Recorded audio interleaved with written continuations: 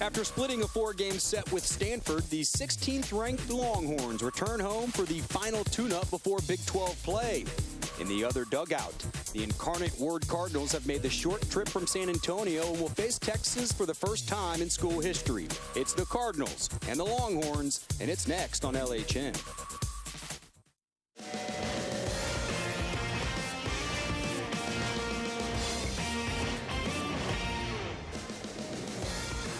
Welcome to Austin, Texas. A little overcast, but not expecting to have any rain. For our Texas Tuesday, Incarnate Word and Texas. The Longhorns happy to be back home in Cowboy country and happy to be back at the dish. Kevin Dunn alongside Keith Moreland. And Keith, Texas has one more game. That's tonight before Big 12 play starts. Who is this Texas team? Well, I'm not sure we know at this point, folks. You look at it, it's a better offensive team than 2014 that made its way to the College World Series, but it does not have the depth of pitching. I think it's got the depth of pitching, the experience of pitching at this point. So we're not sure what this club's going to be. It's going to be better offensively, but it still doesn't have an identity at this point. One of the things, though, when you take and go forward is you got to clean your situation up. Base running's got to be better. Defense has got to be better. You got to limit the amount of runs you're going to score. You're going to score more runs than last year, but you got to help out a young pitching staff, and that's what they're trying to work on right now. Yeah, some mistakes really hurt Texas in the first and second game in Palo Alto. As for Incarnate Word, they've had some problems, but a guy who is not is Matt Morris. Well, Matt Morris is a player that could play in the Big 12. He's a very good offensive player, plays shortstop. He's the leader of this club. He brings to the table all the facets. He's a four-tool guy that could play at any level. They also have a guy that runs their club, one of the best pitch hitters of all time, in Danny Heap. This is a team that knows how to hit. Now, they're probably a little short on pitching to play at this level, but it ought to be an interesting ballgame because, hey, both teams put their spikes on the same way. Absolutely. That's a beautiful thing about baseball. You got 9 innings, and both these coaches know that. First time ever, Texas and Incarnate Word are going to meet. We got starting lineups, starting pitchers, and we're playing ball when we get back.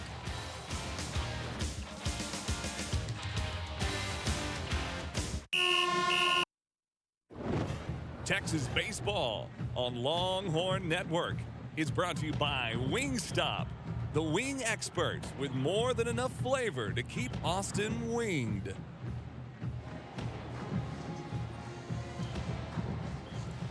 Welcome back to Austin, Texas. Danny Heap is in his 18th season at Incarnate Word.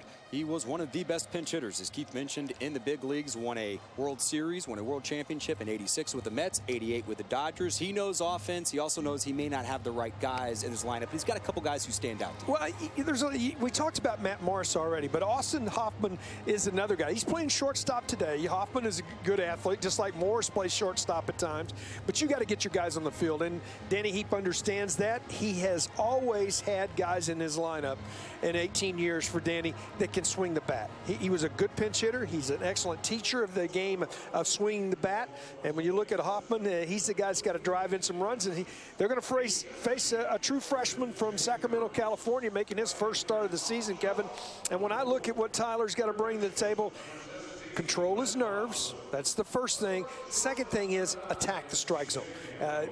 He's got to be a guy that knows, hey, challenge the hitter and then try to pitch to the corners. He's done a pretty good job. He's been on the mound. But, again, you can see that ball strikeout ratio in 2 innings. That's too many walks in 2 1/3 innings of work. That's why he has not gotten a lot of work. But talking with Skip Johnson, the Texas pitching coach, they think his stuff is there. Well, I think he's got the opportunity to be a guy that can get involved. You want to bring these guys along as we get into the season.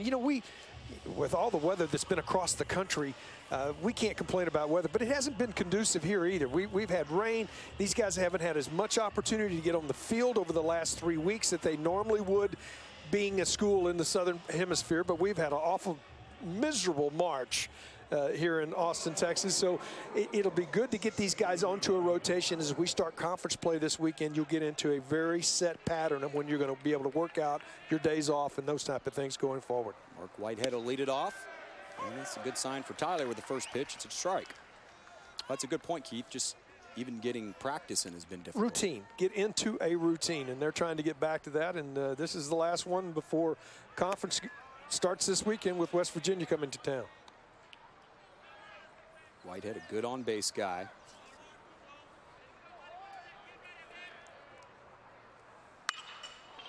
This is hit sharply, but CJ was playing him perfectly, and there's one out. No, excellent mechanics right there. It's good to be back home for CJ to get on this turf. But as a young infielder, first thing you want to do, balls hit a bullet right at you, get as low as you can. Watch CJ get down low and then play it up. That way you play it from bottom coming up as you see the hop, be able to come up to it. If you stay up and go down, that ball's going to eat you up. Easier said than done, though, when it's screaming at you. You're right. Here is Matt Morris. As we mentioned, he plays shortstop, also can play outfield, but one thing you do know, he's going to be hitting third. Junior from Scottsdale. Incarnate Word, if you're curious, not sure, it is in the San Antonio area. This is skied to center. Coach Heap's done a nice job of recruiting San Antonio, but as he told us, he just can't solely recruit San Antonio. He's come into Central Texas, and boy, he loves Houston, and why wouldn't you? Well, you love Houston, but I think the other thing is all of a sudden now, they will be a full-fledged Division I program eligible to go to Omaha in the 2018 season. So now when you go out and recruit players, say, hey, we're going to play a Division I schedule. They're upgrading their facilities. They're upgrading their talent. And Danny Heap has been a guy that I've known a long time back from the 80s. There's no question that he knows what it takes to compete at the highest levels of college baseball. Well, at one point, you two guys would have been, if you weren't starting, two of the best pinch hitters in Major League Baseball. I'll say that, you won't. Well, I've pinch hit more early in my career, but Danny did it a lot throughout his career, and he was an excellent, won 2 world championships. And by the time he came in, you were playing every day somewhere. 1, 2, 3 for Schimpf as Jesse Hoover grounds out, and a nice inning there for Tyler Schimpf. He needed to throw strikes, and he attacked the zone. He attacked the strike zone, did a nice job of moving the fastball around inside the zone, and came away with 3 up, 3 down. Well, Texas coming back after the trip to Palo Alto to take on Stanford. It is always one of the interesting matchups in college baseball, but that got out in a hurry, didn't it? Well, I tell you what, Ben Johnson really had a nice job, and it was a night of power where Stanford got on the board, took advantage of some miscues, and then a great play there to end the game, and Stanford came away with a 5-4 victory. Texas felt like they should have had that one and made too many mistakes. They were not clean. Well, Taylor Stell with a home run in game number 2 as he got the start. A very close, couple close plays that could have gone either way. Yeah, that could have been fair or foul. Stanford came away with a victory. And then you get into the day games on Saturday and Sunday. Did a nice job of not losing their patience. The Longhorns did a nice job and then came back, played good defense. This was a big part of it. We talked about defense in the open would be important, but 3 double plays in that game 3 of that series. Including that 4-6-3 to end it. Tres Barrera, it was at his head, didn't matter. Well, long ball was an important part of it. Zane Gerwitz gets involved in the action there, too, as Texas scored 5 in the first and cruise in game 4. 12-4 as Texas takes some momentum. As you take a look at the series recap, they split, but the fact that you go to Stanford, it still will help the RPI. The fact they did not lose the series helps as well. And you can see, really, they probably feel like, look, we played better baseball, but we also made some mistakes, which is why this thing's 2-2. Yeah, you got to clean things up. They had some base running miscues that hurt them early. They had some defensive miscues that hurt them early, and you've got a growing pitching staff. That's the thing that you look at. You had to use a lot of people. It's hard in college baseball with the limit of scholarships and that type of thing to play 4 consecutive days, and they showed some depth out of their bullpen. Well, you're exactly right. Augie wants to clean up some of the mistakes they've been making, but they are hitting better. There's no question about that. 4 players batting over 300, and I think you're right, Keith, trying to find that identity, and we'll see if they can do that here on this Texas Tuesday as we take a look at their lineup. Well, you look at Texas' lineup, there's a lot of guys up and down that line. Ben Johnson's been spectacular at the top. There's no doubt about that, but Michael Cantu, in my opinion, is another guy. You know, he's 5 for 14. That's good numbers, but when the game's on the line, he's been very good at this point, and that's what you have to do. If you're a guy that wants to make an impression on your club, I've got to do it when the game's on the line. He's done that as a freshman. Cody Ritchie is the pitcher. First pitch to Ben Johnson. He's swinging. Backhanded by Cale, and it's going to get past the first baseman McGill. Ben Johnson is now thinking about 3. He's going to turn it on, and there's no way to get him now. Maybe a hit in an error. Well, I don't think there's a doubt that they're not going to get him on the play. First pitch, he just swings right over the top of it, chops it into the ground, has great speed. And it's just tough. As a third baseman, I got to pick it. Might have let that go, but if he does, it's going to give extra bases. Couldn't get picked on the other end. And I would call it a base hit and a two-base error. And just like that, Texas with the go-ahead run at 90 feet away. Yeah, I would call it a base hit. Seeing it again, I don't think they get him. Yeah, they do call it a base hit. And an error. And this is down the line and fair. Another double coming up for Colin Shaw as he heads into second base and thinking about going to 3, but he's got an RBI, the double king, Keith. Well, he's done a nice job of coming to the plate, looking for a pitch to hit. The infield's back. He gets the first pitch, does a nice job. This ball's out of the zone downstairs. This goes down, gets the head of the bat right on the ball. Good balance right there for Shaw. Well, I tell you what, this is his 12th double of the year. Wow. Unreal.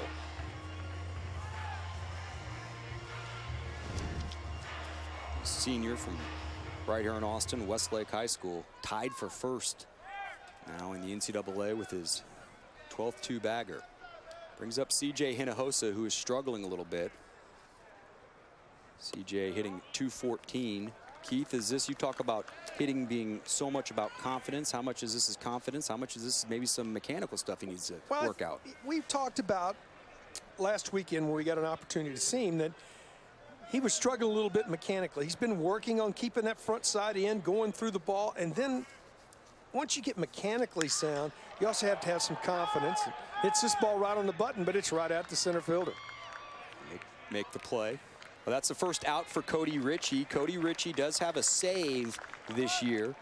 He's a 6'1", 215-pound right-hander. He's a sophomore from Comfort High School. And he's a guy who they think has better numbers, or is better than his numbers would show. Well, you look at it, as Coach Heap told us, he said he's got to throw strikes. In the time he struggled, he's really had a tough time getting ahead. But he's 85 miles an hour, moves the ball in and out. He's got to just keep it down and pitch ahead in the count. Tres Barrera. Saw the home run that Tres hit in Palo Alto, hitting .339 this year. He's got 3 homers and has knocked in 12. I think his patience is what I've seen so far. Is Trace's growth as a hitter. He's more patient. He's got a .486 on-base percentage. He chased a lot last year, like a lot of freshmen who have power do. You're right. He tried to force the issue. Obviously, the ball's a little different. The bats have changed a little bit. The ball's going out of the park if you hit it on the head of the bat. I think it's made him more patient and more confident that he's going to get a ball to hit in each at bat. See if he gets a fastball. He has not seen one yet. 3-0. They're playing him to pull. As Whitehead and center shaded over. I might turn him loose right here. If it's me, I'm going to give my chance a guy an opportunity on a 3-0 pitch. Shaw at second, 1-0 Texas. Yeah, he was taken all the way there, but that's one of those as a head coach. You know, if I feel really good about my guy, I might turn him loose early in the game. Really try to take an upper hand early in the ball game. They turned Dustin Majewski loose against Stanford in 2002 in a 5-5 game. That got him to the championship. A big hack there, foul ball.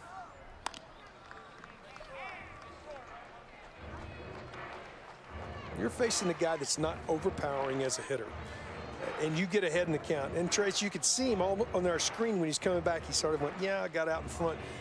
You stay within yourself and still think in the middle of the diamond.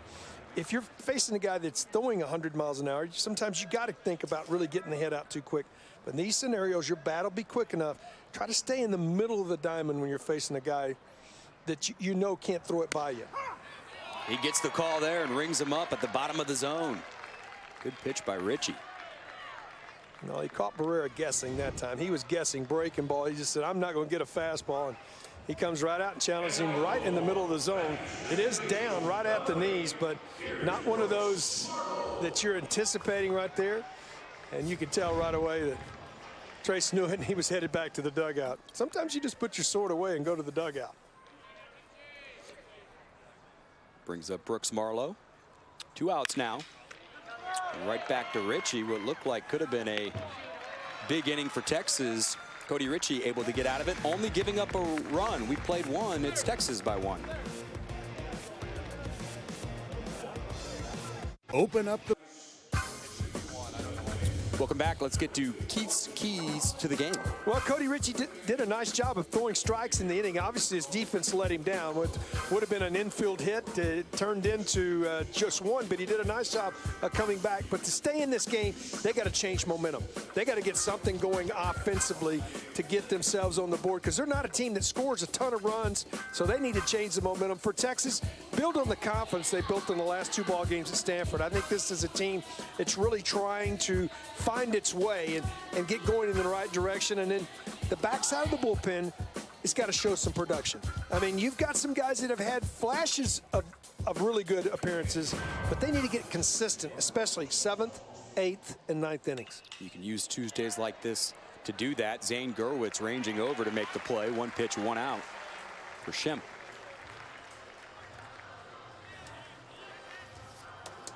I think they're loving what they're seeing right now. Tyler he's made a couple of mistakes a little bit up in the zone, but overall he's attacked the strike zone. Go after the hitters. This is to short off the bat of McGill, and Ethan is thrown out. 2 pitches, 2 outs. And then I would come right back here. If I'm Trace, I'm going to the plate and saying, give me a fastball, bell tie right here. There's no question in my mind that the hitter's going to be taken here. 2 pitches, 2 outs. You don't see many 3-pitch innings in baseball. And a major league coach. Yes. Brings up Christian DeVilbiss. You knew he was taken right there. There was no doubt about it. So he delivered that fastball and got it there for a strike. I think everyone knew what was happening there. Christian knew he had to take. Almost takes one off the hip. It's 1-1. You're a pitcher you finally get out of the inning, you give up a run, you get to the dugout, sit down, have a little sip of water, and all of a sudden you look up, how did we get 2 outs so quickly? Yeah, he's thinking I have to go back and face that Texas lineup. Oh, exactly. We're a strike away from doing that.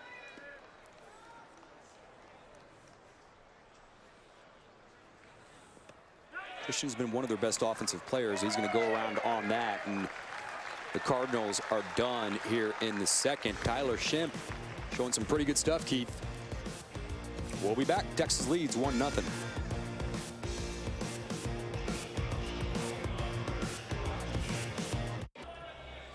Welcome back. Texas leading Incarnate Word 1-0, and what a difference a year makes. You take a look at last season and this season through 16 games, drastically different. How much is it baseball? How much is Texas? Well, this is a better offensive team, Kevin. There's no doubt about it, but the baseball's made some difference.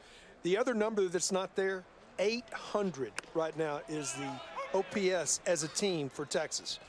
Last year at this time, we were looking at 656. Those are gigantic, huge numbers for run production. They've scored 93 runs now, too, in their first 17 games. Brett Boswell at the plate. Augie said this is the first time in Brett's life he's ever gone in a slump, and it's kind of hard to figure out how to get out of it, but it seemed like he and Ryan Russ were working on something Staying with his... through the ball. Okay. Watch his front shoulder right here, folks, and that'll tell you how he's going to go. If that front shoulder comes off this direction or back away from his body, you can't see it there, but when it does and not go directly at the pitcher, that's when he gets in trouble. 1-2, just staying alive. Well, that was a good swing, and mechanically there was very sound. That front half was going through the ball, but you just can't have your front shoulder, if you're a left-handed hitter, going toward first base. And when that happens, that's when you have trouble. 1-2 to Brett Boswell. This ball's hit well to right field. Going back, and this is going to one-hop the wall. That'll get you out of a slump, a stand-up double for the redshirt freshman from Rockwall. Well, this is exactly what we were talking about, what he's been working on. Watch this front shoulder go straight to the ball. Now, it comes off as his barrel comes through, but it allowed him to come down through the baseball, gives him acceleration through the zone. And when you're coming off of the ball and what is called a rotational swing, you're going to have a real tough time getting the ball to drive the baseball. It's got to be more linear out through the baseball, and that means your front shoulder, which is Brett's right shoulder, has to stay down through the ball. You just saw Ryan Russ right there. Ryan has really done a lot of work with the hitters, including Michael Cantu, freshman first baseman who's at the plate. But Boswell during BP had a swing just like that and a ball that went just like that, and Russ said as he came out, he said, "Did you feel that? That's it. That's your swing." And you've got to feel it. You can get instruction, and coaches always are teaching hitting and talking about doing different things, but that's why you ask a guy, do you feel it? Do you get that feeling? To left, this is going to get through. They're going to hold Boswell because wasn't sure if he was really going to clear, but Texas obviously looking good right here. Well, as a base runner right there, there's not much you can do. You have to let that ball clear on that side. As Cantu, again, very good when the game's on the line. He has been excellent with runners in scoring position, and just another good at bat right there. Set himself up. He is 6 for his last 15, and you're starting to see a young guy understanding that, hey, confident, and I can hit at this level. Well, that is a great confidence builder. Safety squeeze by Taylor Stell. Stell gave Texas some energy in Palo Alto. Well, the other part that he's doing now, when you watch his at bats now, he looks comfortable, and that's the first thing. I mean, the numbers are not there yet, but what's comfortable is you can see him relaxed. He's not squeezing the sawdust, so to speak, out of the handle as he gets in the box.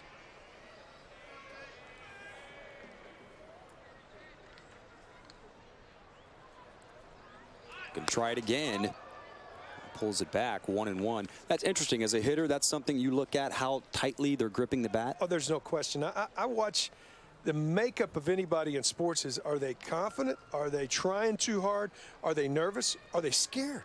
You can see all of that in guys when you're watching guys play. You like those guys that are confident, relax, and get in the box, and hey, this is just a game. And I know how to play the game.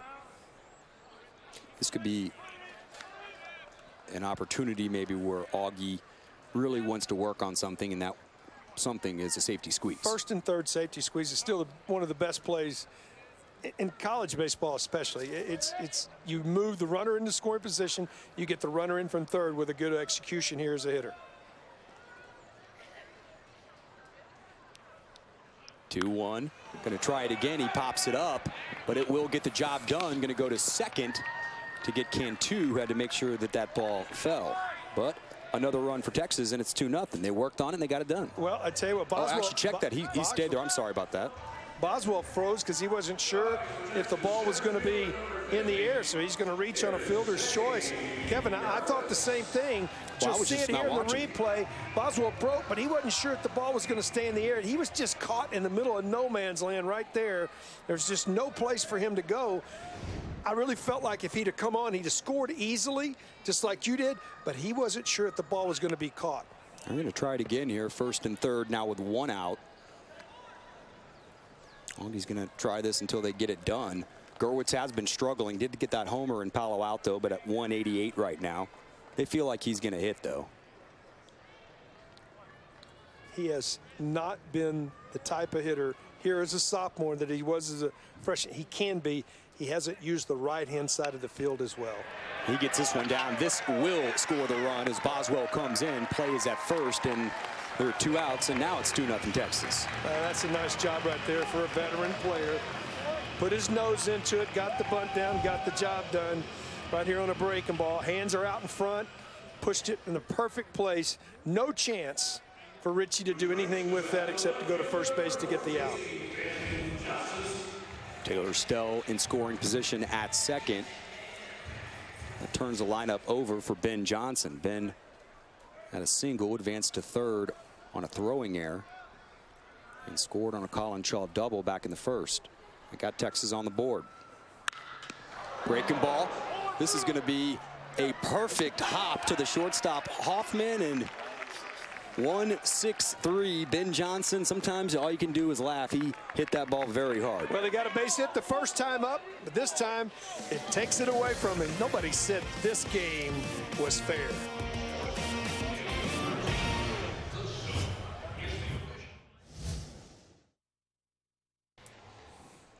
Welcome back to Texas Tuesday. Texas leads Incarnate Word 2-0 as we head to the third inning.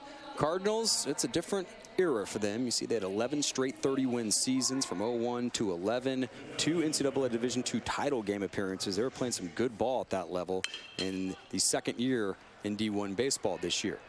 Throw over. Now you saw they're not going to be eligible as Brance Cale is thrown out till 2018 for NCAA tournament play. That's a rule that is in place. That's no probation. That's nothing they did wrong. No, every team, a lot of folks here will know that Dallas Baptist, the year before they became eligible for postseason, had one of the better teams in the nation. No question. That didn't get the opportunity because they were building their program, going into Division I. They got X number of years that they put in place once you make that transition to Division I.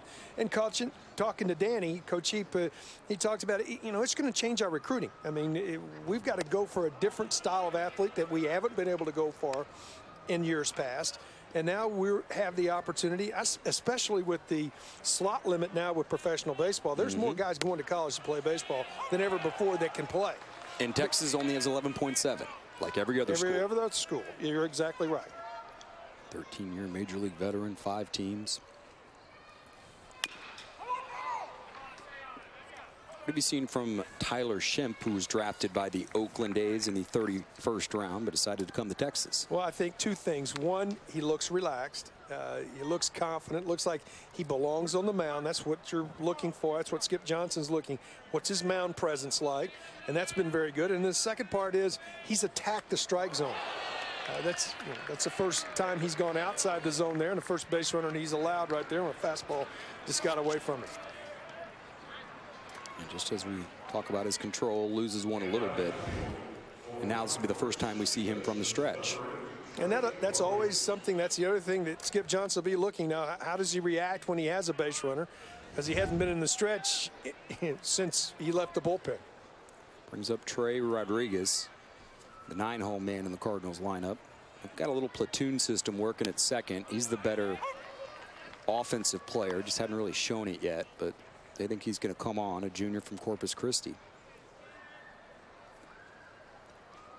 Sure, he knows Michael Cantu at first pretty well. Came right back, though. I like that. Attack the strike zone with that first pitch. In a good location, too. Down and not across the middle, inside corner.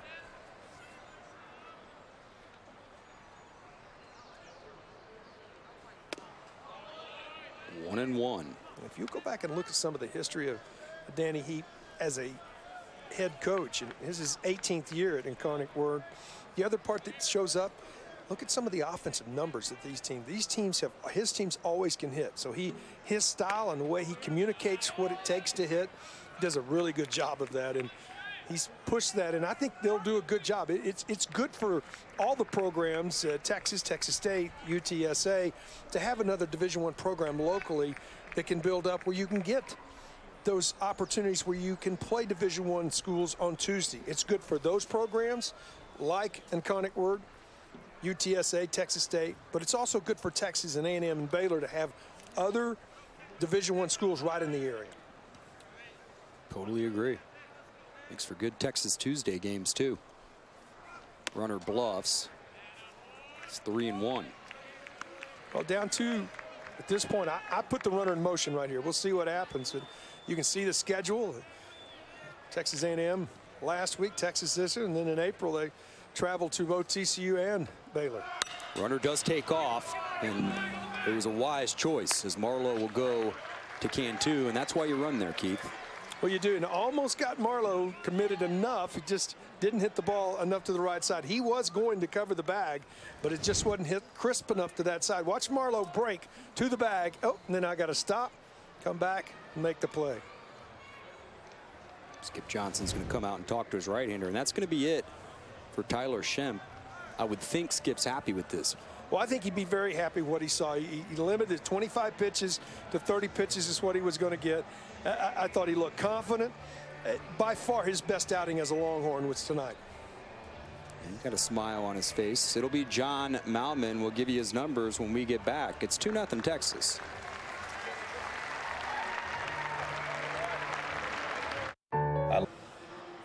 Texas leading Incarnate Word 2-0 as we are in the top of the third inning. 2 outs, runner on second. John Malman's going to come in to take over for Tyler Schemp.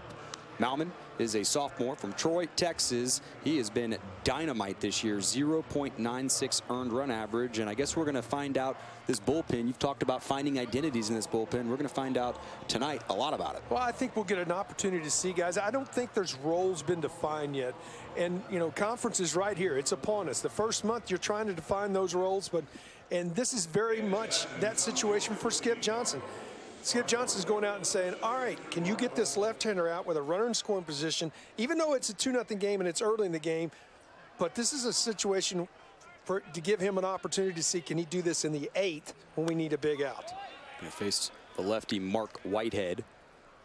Whitehead grounded to C.J. Hinojosa to open the game. Typical leadoff guy.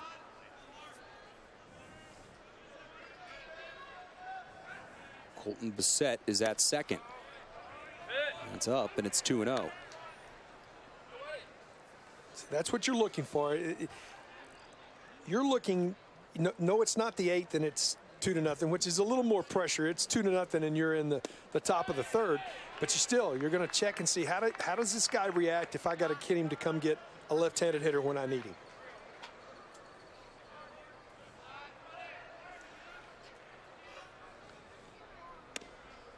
Rio catches his zone, took something off of that.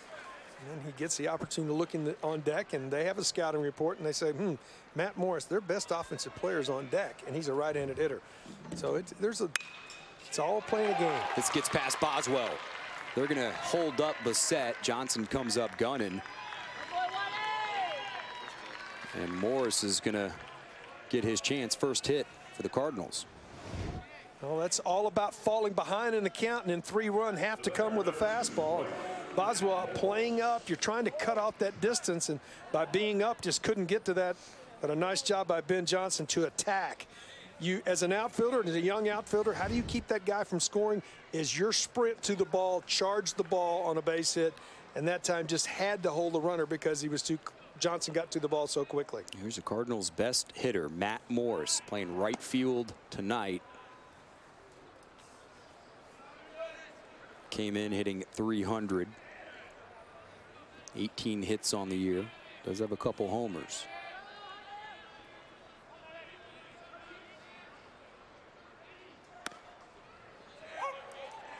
Coach Heap was honest with us. He said, we're probably not going to score a lot of runs tonight. They need to get a run home here. Right. They want to change momentum. That was one of the keys. They got to find a way to get some momentum and change the game and sort of put it into a low-scoring affair, but take advantage when they get opportunities.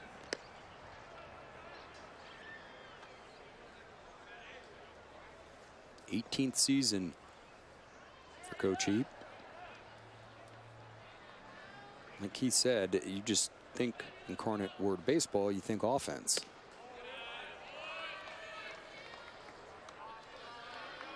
And some really good offenses at the D2 level. Texas playing straight away.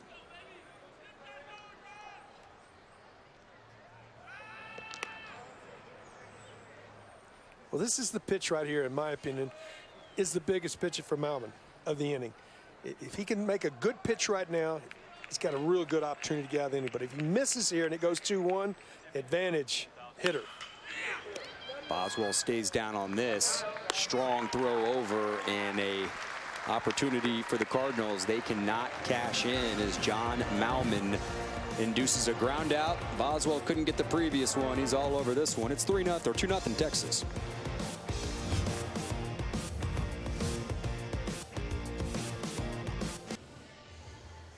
Downtown Austin getting ready for hipster apocalypse, otherwise known as South by Southwest. You know, it's fun. You and I both have been here your whole life. Me, most of my life, since the early 70s. I had a little bit about 17 years to go away for a little while to play a little ball. But I can tell you, South by Southwest and ACL are both attractions. If you're watching for any part of the country, you've got to come to both. Yeah. You just got to come to town and see it. Oh, I'm kidding around. It attracts everyone, and the infrastructure may not be able to handle all of it, but it is a fun time. And Austin getting ready for it, and Colin Shaw getting ready to lay down a bunt. Good luck throwing him out, and what a play by the third baseman, Cale. Cale's made a couple plays today. Well, this is just outstanding. Can't be done any better than Cale makes it right here. He attacks, he comes in, sees it early, goes around it. Watch him make the circle going toward first where he can get across his body bare hands, and it allows him to throw.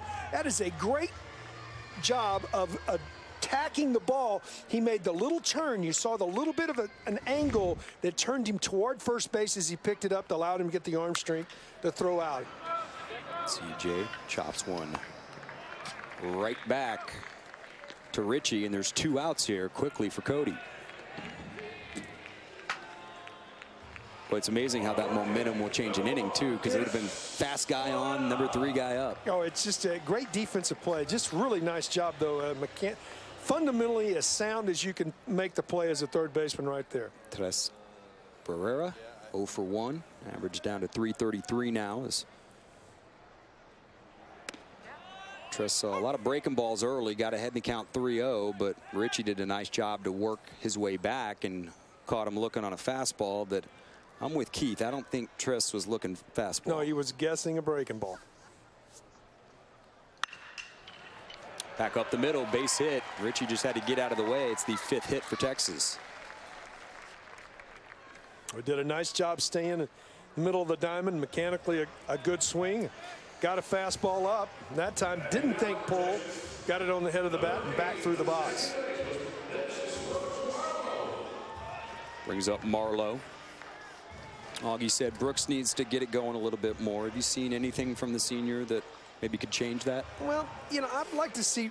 Brooks was a hitter last year that was very patient. He was seeing a lot of pitches. He's in a different role this year, so he's got to change his identity a little bit as a hitter, I believe, and get a little more aggressive, especially early in counts. But that doesn't mean you're pulling or trying to hit ball out of the ballpark. It's just aggressive in an RBI situation rather than being in a situation at the top of the lineup where you're seeing a lot of pitches. Fair point. Last year, Brooks was the leadoff guy primarily and has really been in the 5 hole, sometimes in the cleanup spot. Either one, they're looking for ribbies. Well, he's a veteran hitter. He should understand his role. But when you take a guy outside of his comfort zone, you know, he was a guy, again, that had gotten used to taking a lot of pitches and seeing a lot of pitches. Seen 3 pitches and none have been strikes.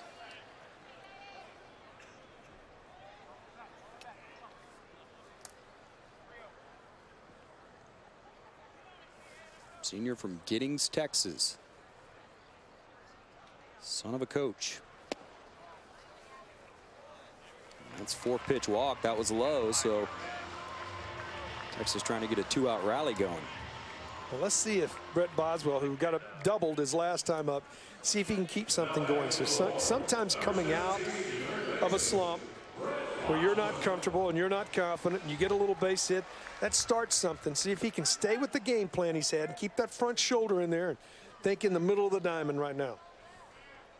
Had a double his first time up and came around to score. It's a good take right there. That's a changeup. You know, that is a hard pitch to hit. The only thing you can do that is roll over and hit it to the shortstop. You see where Hoffman's playing. There's some room in the 5 hole. Backs up now. 1-1. Boswell, redshirt freshman, had a wrist injury last year. They really like his left-handed bat and think that he can play short, third, second, any of them.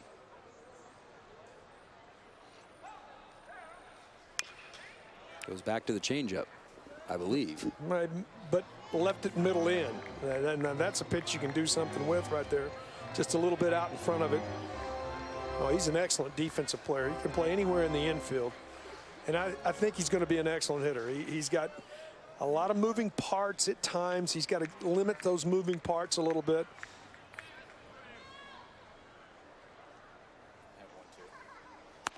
2-1s upstairs. You kind of think that he mimicked some of his mechanics from Josh Hamilton. Oh, there's no doubt in my mind. That raised in the Metroplex, being a left-handed hitter, and why wouldn't you? Right. 2 balls, 2 strikes, 2 outs, 2 on for Texas, trying to add to their 2-run lead. Count's full, so Tress, who does not run extremely well, is going to get a little head start here. Michael Cantu is on deck. He's 1 for 1.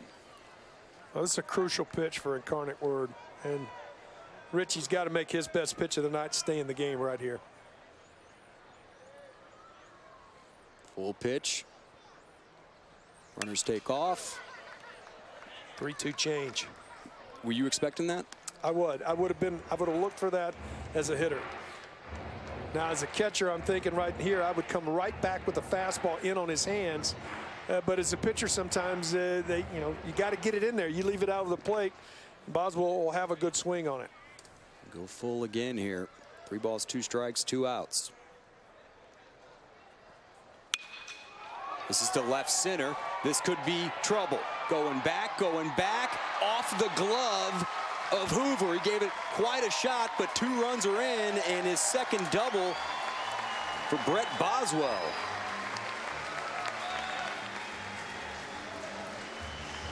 Kevin, it is exactly as I said. You came back with a fastball, but watch it out over the plate. Boswell goes with it, gets good extension. He's trying to get that fastball in to tie him up, but left it out over the plate. Boswell with excellent job of swinging the bat. What a great effort. What a great individual effort to try to get to the baseball. Just couldn't come up with it. And, that is huge for Texas. Huge for Boswell, breaking out of the slump. Nice effort by Jesse Hoover. I thought there was no way Jesse was going to get a glove on that when I saw him taking off, and he almost got that. Upset with himself he didn't come up with it, but a great effort.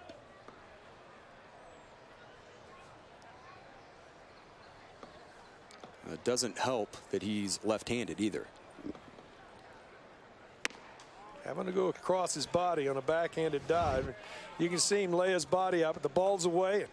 Right here, it didn't look like he had a chance. Wynn is holding this ball up, lays out, almost has it. Catches it right off of the heel. Would have been a spectacular catch. Great effort. 1-1 to Cantu. Boswell at second. And Boswell's now going to be at third. That's going to be a wild pitch, I believe.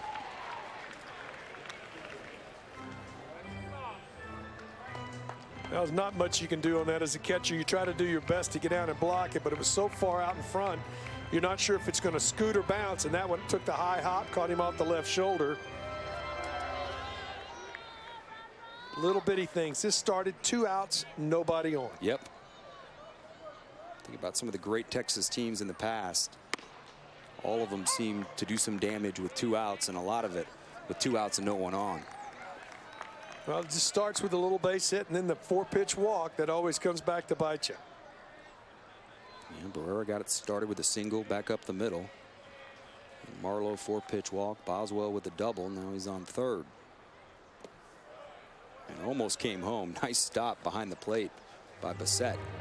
Bassett is from this area.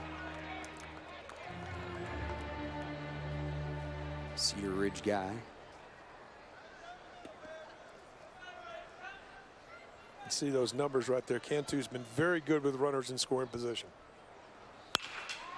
Got a pitch to hit and base hit to left field. Another hit for Cantu, another run for Texas. It is 5-0.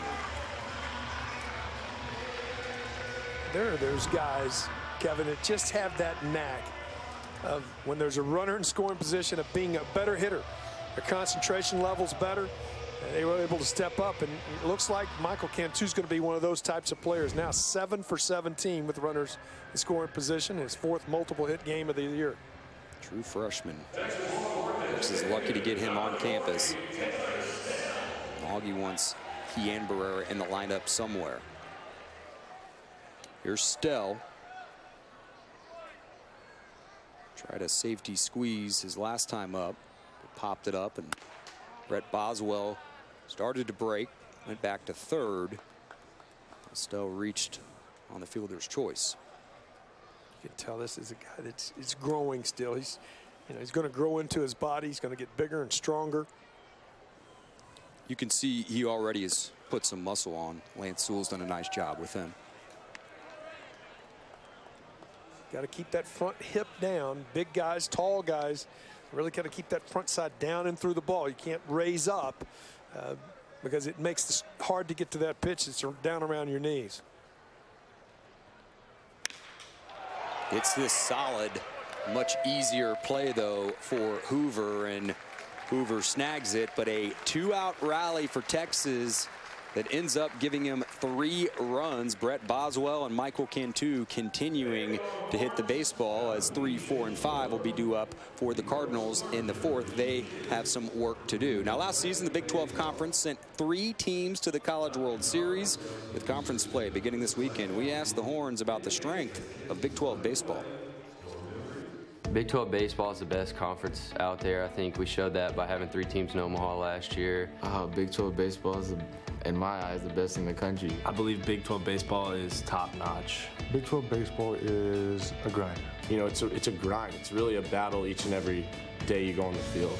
You know, there's never a series where you're going in thinking, oh, like this will be easy. I mean, all the teams in the Big 12 are really strong. You can never take any game lightly. Everybody's got a solid pitching staff and a lineup that can put the bat on the ball. Everybody brings their A game, especially when they play us. We have the target on our back because we're Texas, but any team at any time can win any series. You sort of get no breaks. You're always playing somebody that's of high caliber. Everyone's great competition, which makes us better as ball players and as a team. That's what you sign up for coming here, is the cream of the crop competition. So Big 12 baseball is where it's at. Don't forget, it gets started this weekend. Tune in to LHN as 16th ranked Texas will host their first Big 12 series of the season. It's against West Virginia. Game 1 is at 6 Central on Friday, and then you can catch Game 2 Saturday at 5 Central. Both those games on Longhorn Network, and also watch ESPN. Keith, the Watch ESPN app. I know you're a tech haven. You love that app, right? Well, I do, because it gives you the opportunity to see a lot of different things from across the country. I'm a college baseball fan, a junkie, I guess you would call me. I'd call you and that. So I'm watching and trying to see things that are going on across the country. Seen West Virginia a couple of times, a couple of pretty good starting pitchers on the weekend.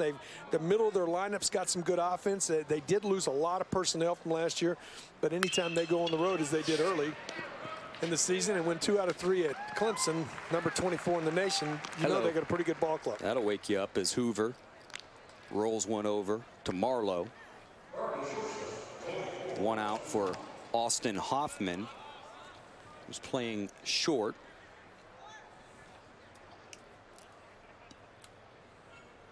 Hoffman's been good with runners in scoring position. He's done a nice job in the middle of their lineup. But I think they're anticipating him having some home run power. He's got 1 at this point, but I think he's a guy that could be a 5, 7, 9 home run guy in the middle of their lineup.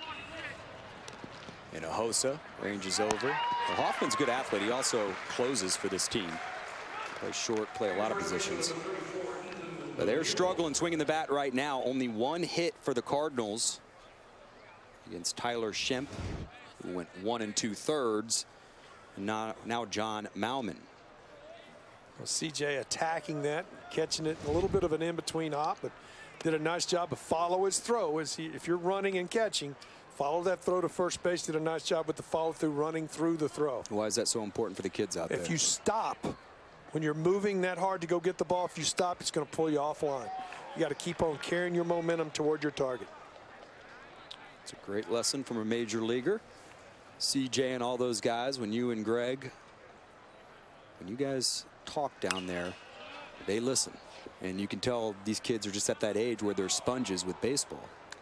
Well, they want to be involved in the game. All these kids, they want to be the best player they can be, and they know they keep working at it every day.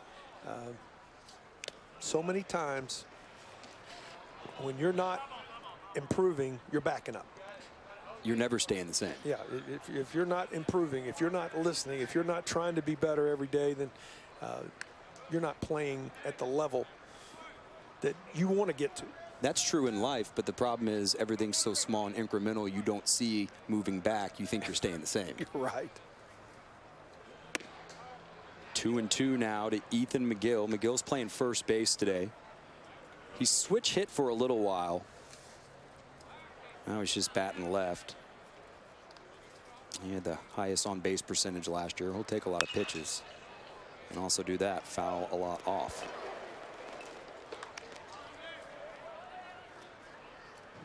If you're naturally hit from one side or the other and try to become a pitch hitter or a switch hitter,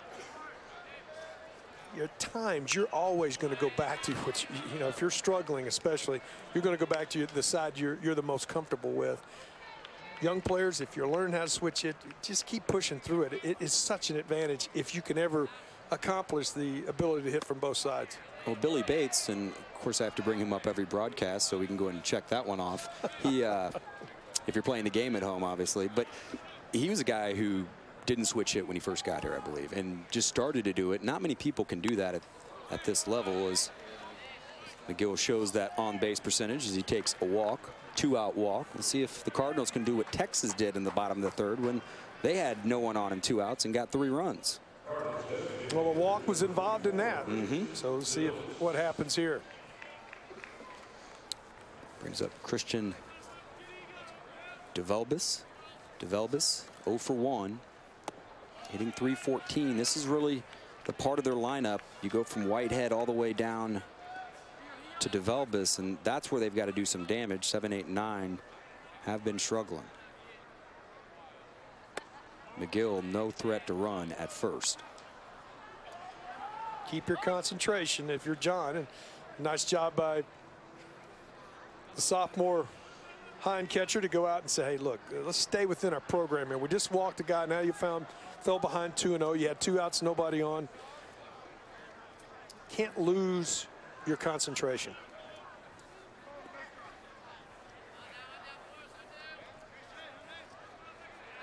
Keith has actually kind of been lucky to really have 2 outs and only 1 guy on this Well, he's inning. fallen behind each of the 4 batters coming to the plate. Pitch ahead in the count. Especially with a 5-0 lead. Attack, attack, attack. Attacks there. Nice dig by Cantu. Terry's saying, I'm looking at you. Cantu is right there because you can get fooled.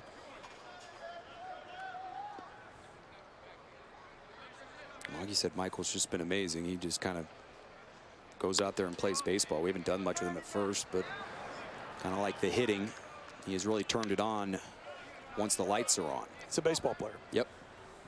And a gamer. It's 2 big men over there. Good pitch. 3-2, tied him up. What are you coming back with here? Same thing. Go right back in that same spot. Tie him up inside.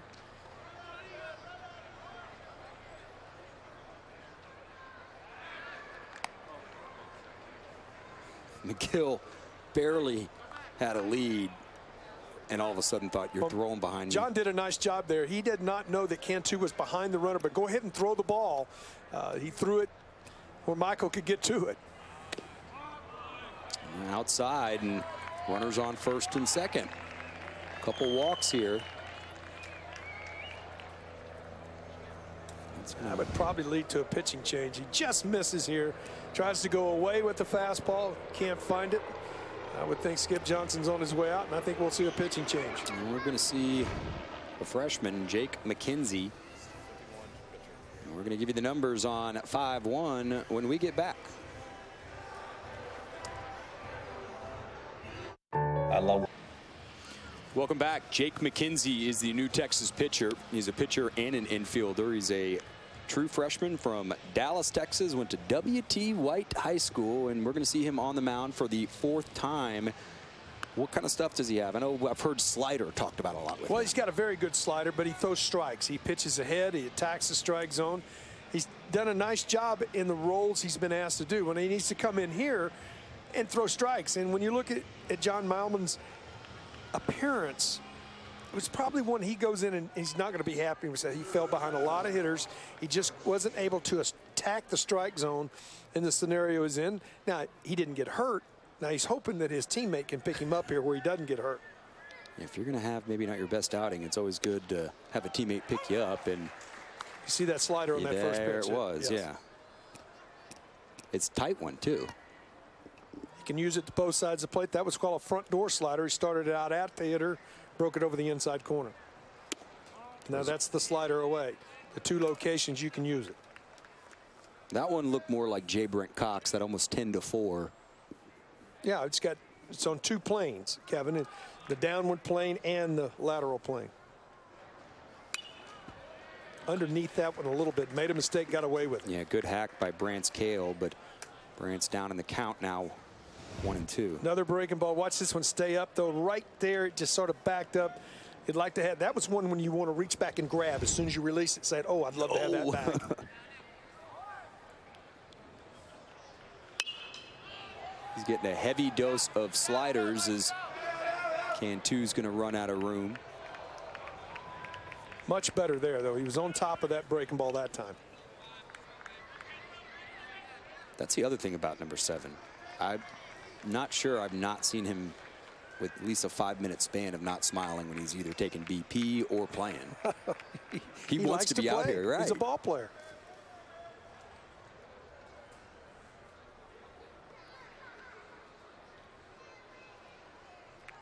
Trace stepping up there with the freshman saying, no, just step off. Step off, Rook. Now he's ready. Step off on his own. And I think a little bit of confusion right there on what sign. You know, you can be using 2 outs, change your signs. One way or the other, you don't want to be a guy that allows the guy at second to transfer it to the hitter.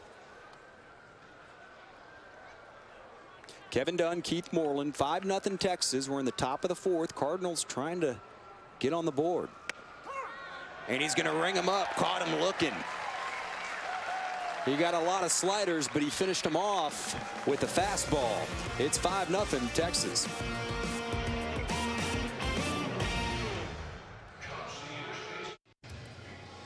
Longhorns 5, Cardinals nothing. We go to the bottom of the 4th inning. Good game for Texas here. As don't forget, our DirecTV customers, you can now watch Longhorn Network on Watch ESPN. Catch your horns on the go, anytime, anywhere. Watch ESPN app. And I want to say thank you to all of our new DirecTV customers. Hope you're enjoying Texas baseball. Kevin Dunn, Keith Moreland here. Longhorns.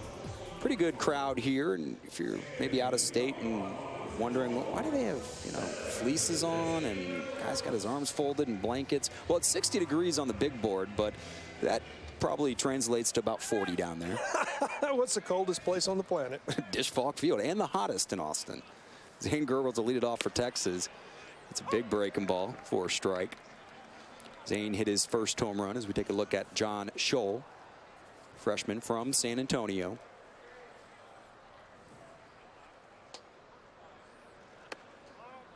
He's got a good breaking ball.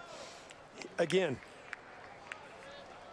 we'll say it all night because Coach Heap told us, he said, we got to have guys that attack the strike zone. That's where we have struggled so far, is just the inability to attack the strike zone. And Keith, he looked at the field, and our director, actually, our producer, actually, during the break, said, boy, you know, I don't know if he pitched in college. He said, just attack, throw strikes. And one of the things Coach Heap said, he looked out of the field and he said, look at that. Wind blowing in, big ballpark. Yeah, I mean, just throw it down there. 3-1.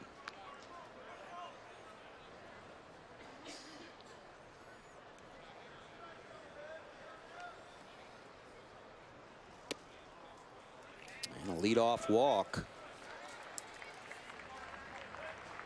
Well, the other thing with this Texas lineup, maybe a couple years ago you could get away with walking some guys. This is a lot more complete lineup, and there is a new baseball. Yes, and they're doing a better job across the board. Texas is of taking innings and expanding innings. Used to try to score one. Now they have the ability to score multiple runs in innings. There's Ben Johnson. Texas has scored in every inning, including putting up a crooked number of 3 That's because of slugging percentage. Mm-hmm. You're right. You always talk about that, and it adds up.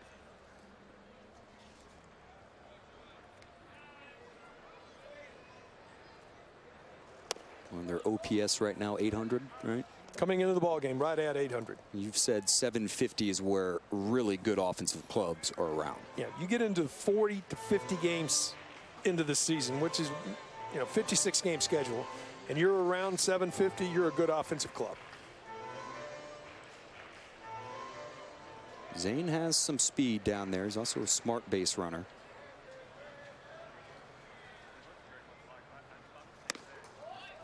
It's in there for a strike.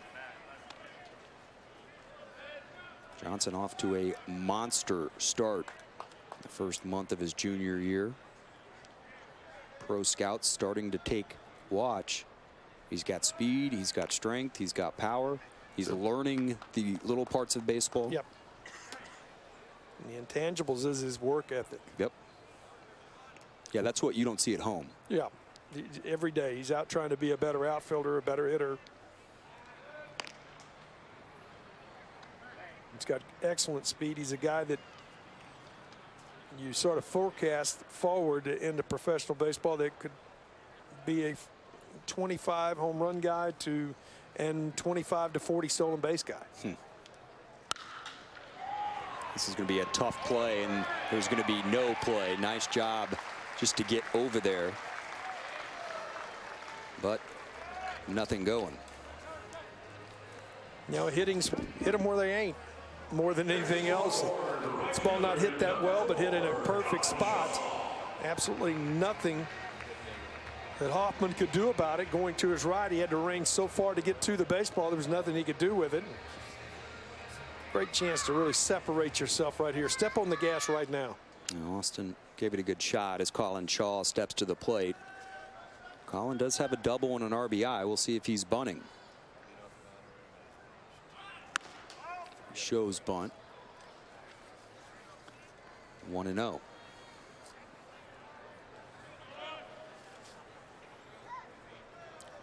Do a lot of different things here. I don't think you'll see bunt right now. Maybe taking a strike. It's in there, 1-1.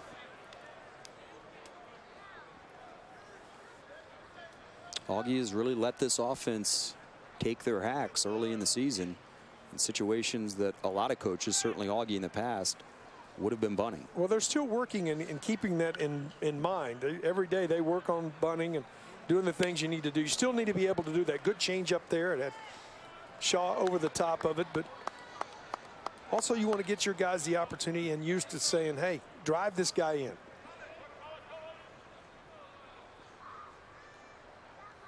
C.J. Hinojosa on deck.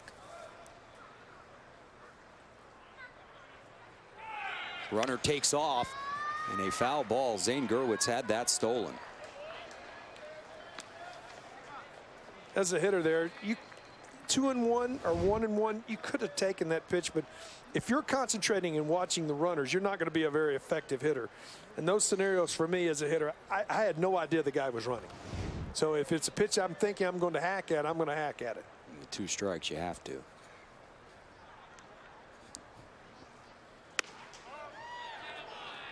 You like tacking at a lot of stuff, though. Well, I would. I mean, I like to hit. I know you did. 2-2 to Shaw.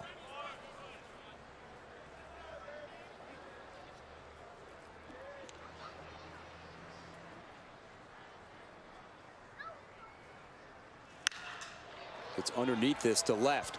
Going back is Hoover. The wind's not going to help that. Gurwitz bluffs the tag, but will stay at second. Shaw hit that ball pretty well, but not a good day here. Not as much breeze as there was as we were down on the field before the game in BP, but it is blowing in over the monster in center. Not as hard as it was earlier. Big at bat here for CJ. He has not had 2 good at bats. RBI situation here. See if he can stay in here and get a base hit. CJ 0 for 2. Junior year, A lot of juniors obviously thinking about the draft. Sometimes you can press a little bit too much early. The talent is there.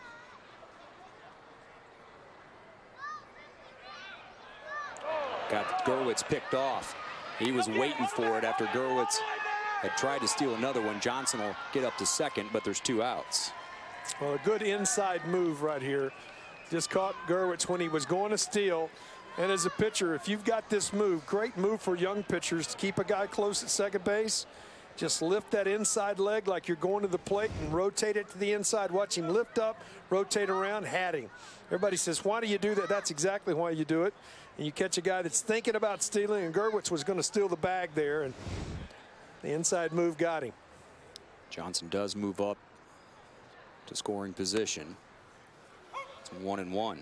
Well, those are little things that you're trying to do. Yes, you want to be aggressive, but we've seen some base running situations. If you're stealing right there, that's one you can't really. I can't blame Zane. He just got the pitcher did a nice job to put the move on at the right time when he caught him when he was thinking about stealing. Into the bat.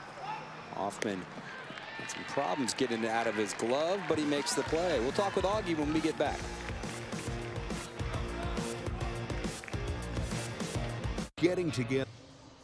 Texas Tuesday, Longhorns looking good. They lead Incarnate Word 5-0 as we go to the 5th. Joining us now, Augie Garrido. Coach, what have you seen from your offense so far today? Well, we've seen 3 innings of them building rallies and sustaining them with 2-out hits to drive in runs. Now we've seen 1 inning where we really self-destructed. So we've seen a little bit of everything. Coach, at this point of the year, when you're looking at what you want to do offensively, what are some of the things y'all are still working on that you still want to build on as we get ready for conference play? To be able to shift from pitch to pitch like we were trying to do then and capitalize on the opportunities when they take, we don't advance a runner, maybe with the fly out off of Colin Shaw, then the runner at second base being aggressive to try to steal third and still have a runner on third base so we can drive him in with a ball up the middle or a fly ball. So that's what was happening when the guy matched up the inside turn with the steal of third. Coach, thank you. Thank you. Jake McKenzie out for his first full inning. He's got 8, 9, and 1. This is Colton Bassett. Coach Garrido talks to you and I all the time about being dynamic offensively and being able to do it so many different ways. In the past, I would think you would see this club bunt more than we've seen. Kevin, you talked about that we haven't seen this year. But I think they want to incorporate a little bunting, a little stealing. They just want to get more dynamic offensively where they can find a way to score more runs because they're a better hitting team as far as just setting at home plate and getting hits. Now, are they a better offensive team yet? I don't think so. Well said. Bassett is going to take first base. Just mentioned that Colton's back home. Went to Cedar Park, then Navarro College. So got to be a thrill out. We don't get to say Cedar Park anymore. Nathan Thornhill gone, you know. Timberwolves. Yes, sir.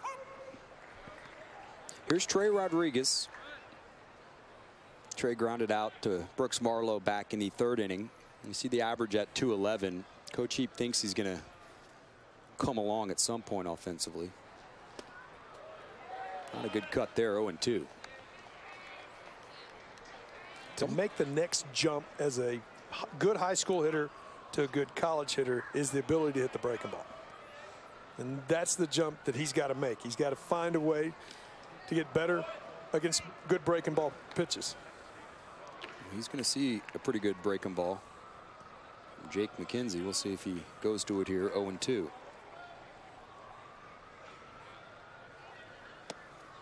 Didn't chase it. It's almost like McKenzie works off his slider. Well, there's guys that pitch off their breaking ball. I mean, Sparky Lau was a guy that threw a fastball once in a decade. And it surprised someone. Yes. Marlowe ranges to his left, going to go to second, able to make the play and gets the lead runner. It's a little dangerous there, but Brooks got it done. he thought about it. He's so confident in his ability right here. He turns, knew he still had time to go back to first. You can turn and take a look, but if you're going to go, you got to be 1,000% sure that you're going to get that out with a 5-0 lead. If not, you're going to go to first base automatically. And you look at Brooks Marlowe, the middle of this defense with Marlowe and Hinojosa, both of them are outstanding. Mm-hmm.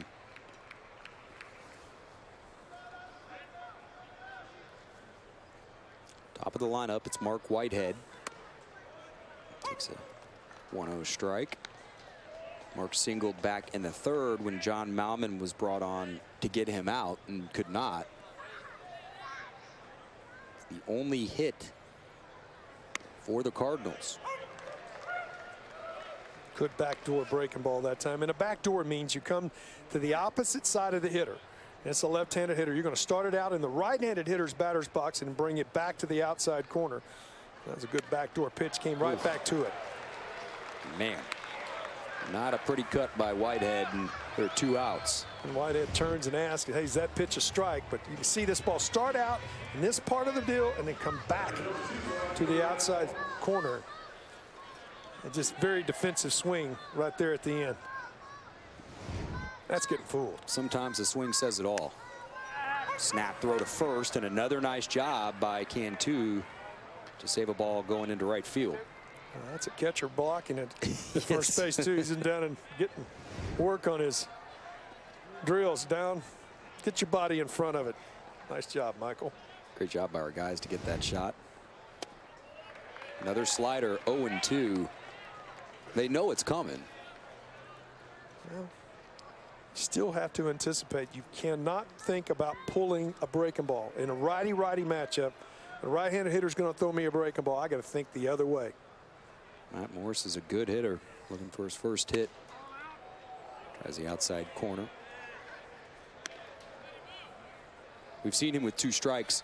When he gets a slider, then he'll go ahead and paint that fastball. Try to dot it, paint it right on that outside corner.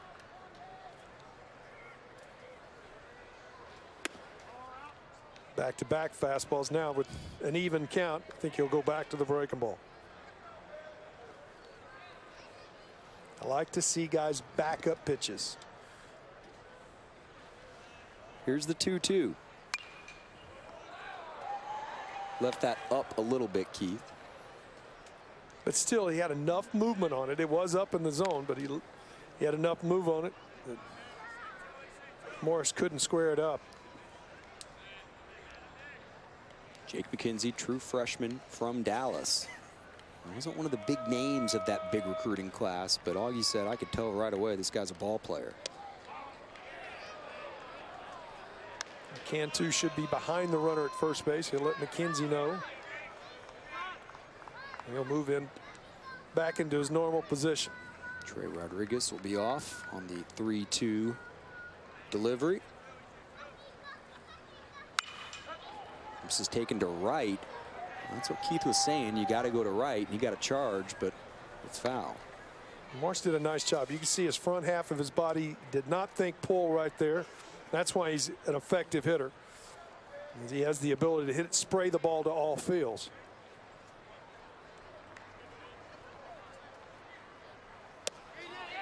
Did he go? No. Morris draws a walk. And there's 2 on. Did he check right here? Oh, that's close. I believe he did.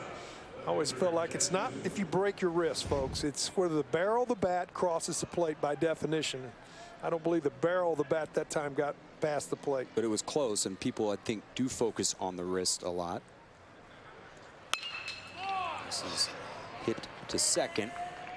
And Jesse Hoover is thrown out to get on, but Jake McKenzie works out of it. We'll talk with Danny Heap when we get back. It's 5-0 Texas. Welcome back. Some Cardinal fans have made the trip. Good atmosphere here on Texas Tuesday. Texas leads Incarnate Word 5-0. We're joined now by Danny Heap, who's in his 18th season at the helm. Coach, what has the transition been like to D1? Well, it's going to take us a while. I mean, we're just getting better. Every recruiting cycle is getting better. We're finally getting a budget that will allow us to get out and see kids, and that's the whole name of this game. It's you know, we have to find some talent. We've got to be able to recruit the state of Texas. We've got to recruit the outlining areas. So it's going to take us a while. I mean, we have to get, you know, people still kind of think of us as a Division II school. So it's going to take us a while to get where we're full Division I. Playing games like this gives us exposure, gets us on the TV, and lets people see us. Coach, thank you so much for the time. You're welcome. Get to play ball here. You don't want to hold up. I know you had a question. You don't want to hold up his picture, though. No, I talked with Danny enough. I've known him a long time. It's good to see him. Boy, he's done a nice job. Really nice job. And I think that there will be a program that will be competing at the Division I level. You're going to see their schedule get much, much better, where they're playing a lot of people throughout the year. Notre Dame already twice on their schedule this year. Yeah, in a tournament. So there are schools to look at. Oral Roberts did a great job back in the day. Absolutely. With Rob Walton, and then obviously Dallas Baptist is probably that school you think of right now. John Scholl. And they're going to play in the Southland Conference. And then, trust me, folks, I've been a coach in that conference. There's some good teams and good players in the Southland Conference. We've seen them here at the dish.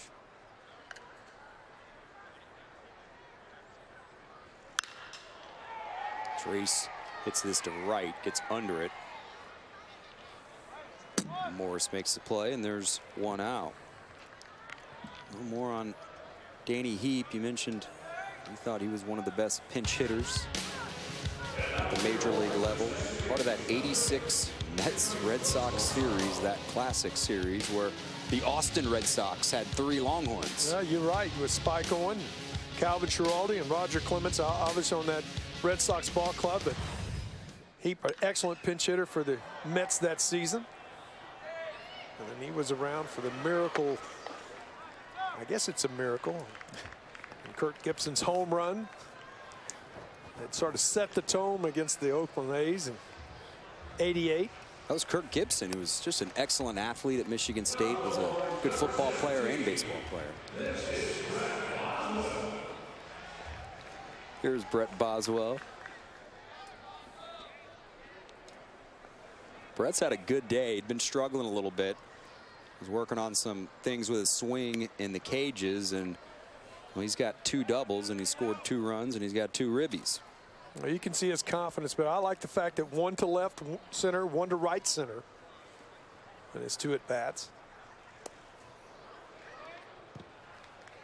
Takes that one on the toe. He's on base again for the 3rd time. And we'll see if Texas can do what they were able to do in the 3rd inning, where they had 2 outs, nobody on. It looks like Incarnate Word is heading back to the bench, and Texas got 3 runs on a 2-out rally. And that kind of gets back to what you talked about, Keith, being more dynamic, being able to do different things. And do it in different ways. I mean, again, the offense you've seen here in the last few years at Texas has been predicated on getting the leadoff guy on, bunting him into scoring position, and see if you can come up with a base hit. This team has the ability to score, get a guy on first, and then extra base hits. The slugging percentage, they're able to get double, triples, and homers. From the top of the lineup to the bottom. That's the other part. That, you know, this lineup is not going to be, you know, oriented in one part of the lineups where they score most of their runs. It will be a lineup that scores from top to bottom. Travis Duke getting loose in the Texas bullpen. Cantu is upset. He wants that pitch back again. Hoffman will make the play. We've played 5. It's Texas by 5.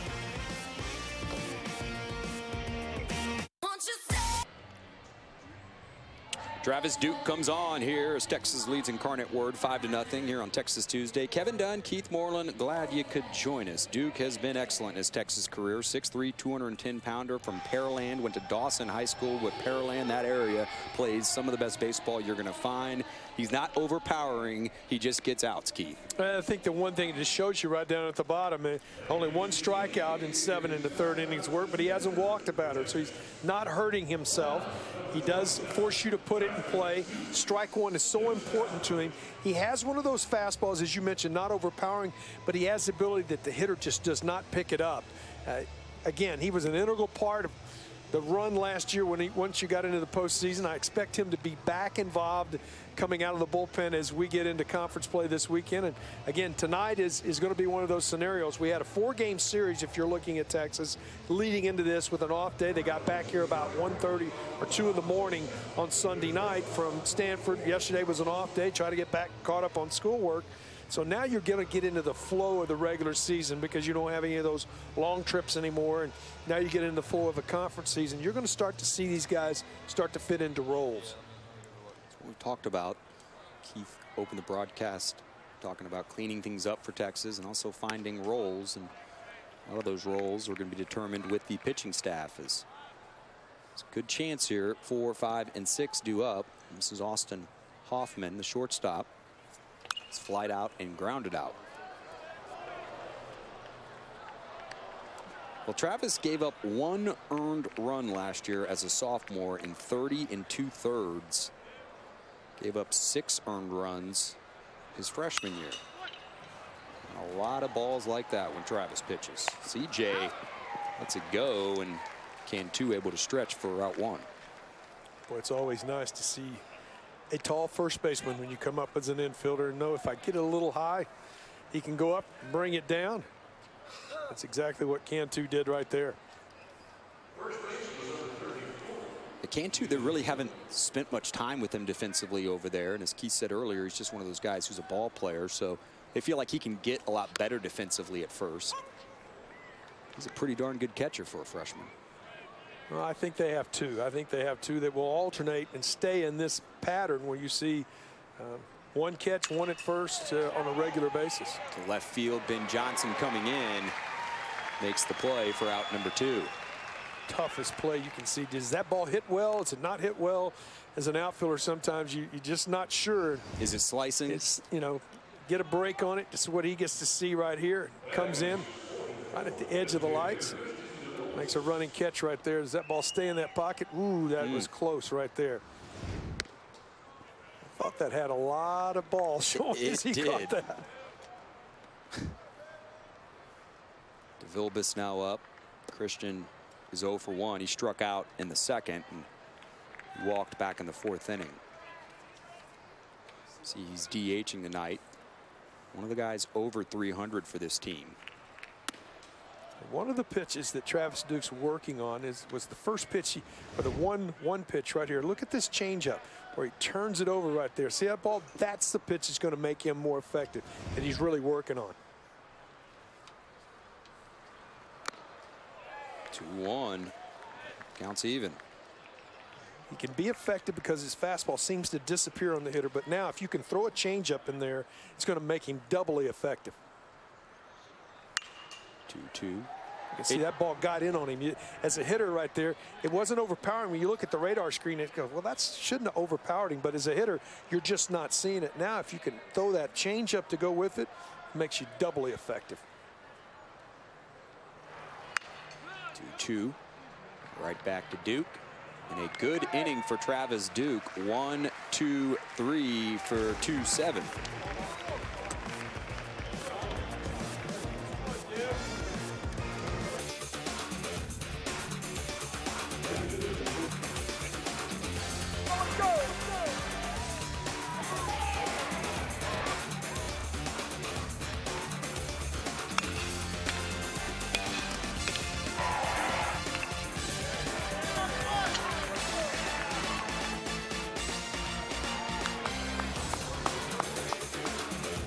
Another fun Texas Tuesday. Longhorns lead Incarnate Word. UIW 5-0. We're in the bottom of the 6th inning here. 8, 9, and 1 due up for Texas. This is Taylor Stell, who is DHing. Taylor's 0 for 2. You can see, just looking at his arms, that he's gotten a lot stronger. We talk about Ben Johnson and Colin Shaw being football players and adjusting. Taylor was really more of a basketball player adjusting. He was an athlete who's trying to play baseball. No question. And when you do that, you're committed full-time to one sport. It changes. It allows you to become better, allows you to reach your potential. He's got a lot of potential.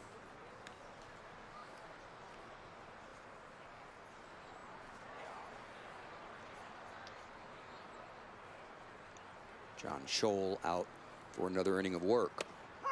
1-2, and he catches him looking. Well, here's tonight's game summary. It's powered by the new Chevy Silverado. Brett Boswell, 2 doubles, 2 ribbies, 2 runs. He's been hot, and Michael Cantu has also continued to be hot. But maybe the story, the Texas bullpen, something that you highlighted at the beginning of this game. Yeah, I thought the bullpen is where you're going to see. What I'm really looking forward as we get into conference play is how the bullpen's going to, crack it out, how they're going to work it out. They've done a really nice job. 3 1/3 tonight, only allowing 1 base hit. So it's been a really nice job by the bullpen tonight, and that's what I'm looking for. I think this team offensively is going to be okay to great. I mean, it's somewhere in that range. I mean, it's going to be okay on a normal night against most offenses, and then at times it can be really good. This is hit very sharply. Nice play by Hoffman, who stayed down, picked it, and when you're hitting where Zane is, a lot of balls you hit hard are going to be right at people. Well, it's just one of those things. You can't guide it. Just keep hitting it hard. If you hit it hard 4 times, it's going to find a hole eventually. Zane probably doesn't feel like that when he leaves home plate. Can't hit it any better than that. That was a nice play by Hoffman to come up and gun him down. Morris is a good-looking player, but so is Hoffman. And they alternate. Both of them can play in the outfield or short. Ben Johnson, they'll DH, and Morris will even come in and, Hoffman will come in and close. About the year the junior from Westwood is having. He was an all-state quarterback, was an all-state punter, ran track. I'm going to throw it in there because I was laughing with him. He said, no, I didn't. He probably swam. If you could do it, he was going to do it, and he went out in the spring and played 20 games and was just a better athlete than everyone else. And now he's playing baseball. Well, he's committed to it. This is his 3rd year, and you can see the improvement with each year. And committed to one sport, dedicated to that, the off season that you have, being able to play summer ball and get that experience of getting 70 games in the summer as well. To right, should be playable for Morse. He has it in a 1-2-3 inning for Scholl. We played 6. It's Texas 5, Incarnate Word nothing.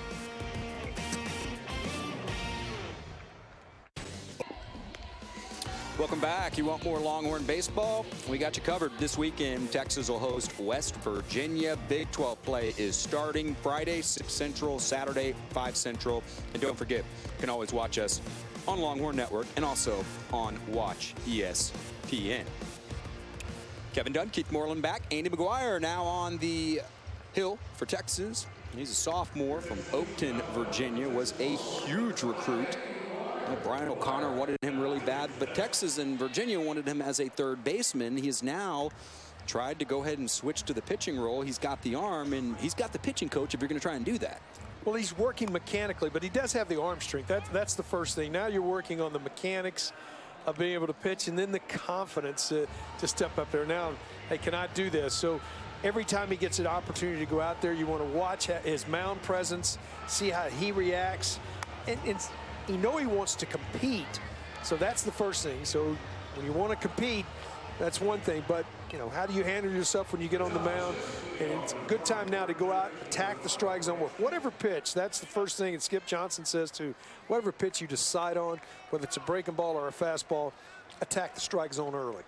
So strike 1 will be important. Brance Cale, 3rd baseman, who's played a nice defensive 3rd base. He is 0 for 2. Boy, made an outstanding play to take a hit away from Colin Shaw earlier in the game. Colin laid down a perfect bunt, or looked like a perfect bunt. Ooh, watch out.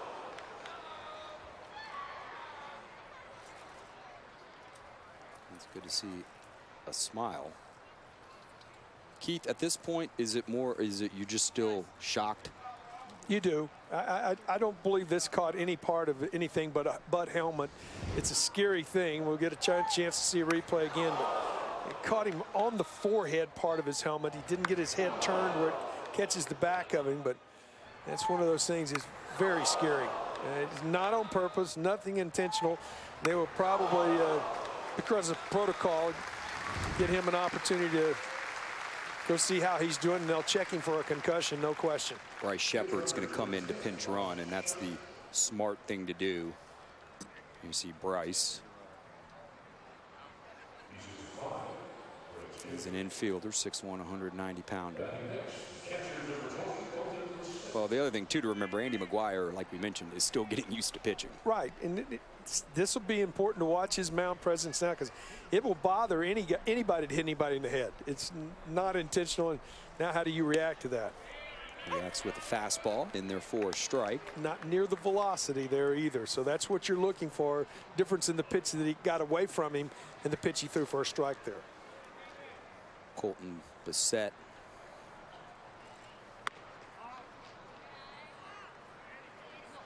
Now that was up a degree. Mm-hmm.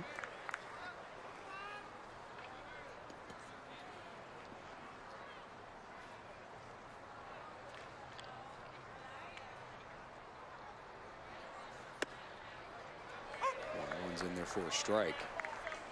He's at 87.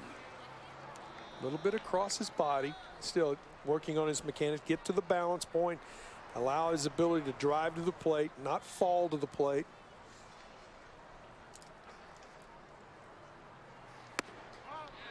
Two. Tell him getting back. He's a guy that can touch 90 for sure. He was at 88. It's pretty smooth.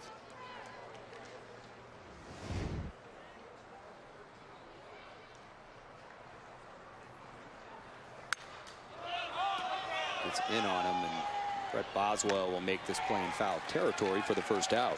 And that was a good sequence. Did a nice job of coming back. Again, that mental. Always watch what a pitcher looks like after a ball gets away from him in a scary situation and hits somebody, especially up and around the head area, because it's not intentional at all. That happened to Calvin Schiraldi back in his Texas days, and some people think that kind of affected him a little bit. I think it affects anybody out there. This is a game. You don't want to hurt anybody. It's not life or death. You know, it's not. You're right. It's not like driving on I-35 in rush hour.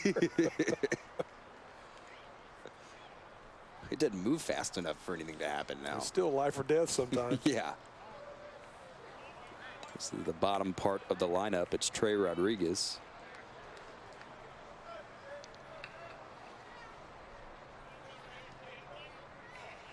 Only one hit for the Cardinals. The Texas pitching has been excellent. Cardinals came in hitting 253 as a club, and Coach Heap said to us, and so, you know, we need to get maybe a couple more difference makers. Yeah, we need a couple guys in the middle of our lineup. That will help us. And then he said, we need a Friday night guy. Mm-hmm. We have a lot of guys that are about the same on the mound, but we don't have that big number one. And the ace has been Garrett Cooper, but he's been reliable, but they're looking for a true Friday guy. Garrett's been good so far, 3-0.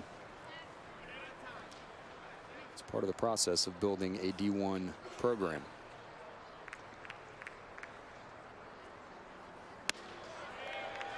For a strike, 3-1. Having a tough time finding the plate other than arm side. And what I mean by that, when you're right-handed, then the right-hand side of the plate is your arm side. He's had a tough time getting into glove side for a strike. Gets in on him. It's going to be a souvenir. Sometimes you make that adjustment before you line up on the mound, Kevin, or you have to open your front side a little bit to allow you to get to the glove side if you're a right-handed pitcher, which is away from a right-handed hitter.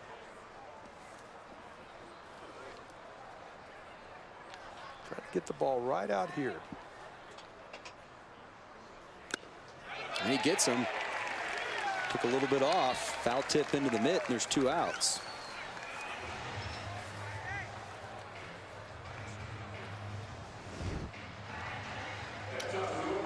Did a nice job of just challenge him on a 3-2 pitch. 2 outs. That turns the lineup over. Mark Whitehead. Mark has the only hit for the Cardinals. That came back in the 3rd inning when he went to left. Trying to do that again, but Brett Boswell able to make a nice play in foul territory. Brett makes a couple there. And Texas with a 5-0 lead as it's time It's time for the 7th inning stretch. We're going to go ahead and stay right here. And, well, Keith, with Big 12 baseball starting this week, you heard the guys earlier in that little piece we did.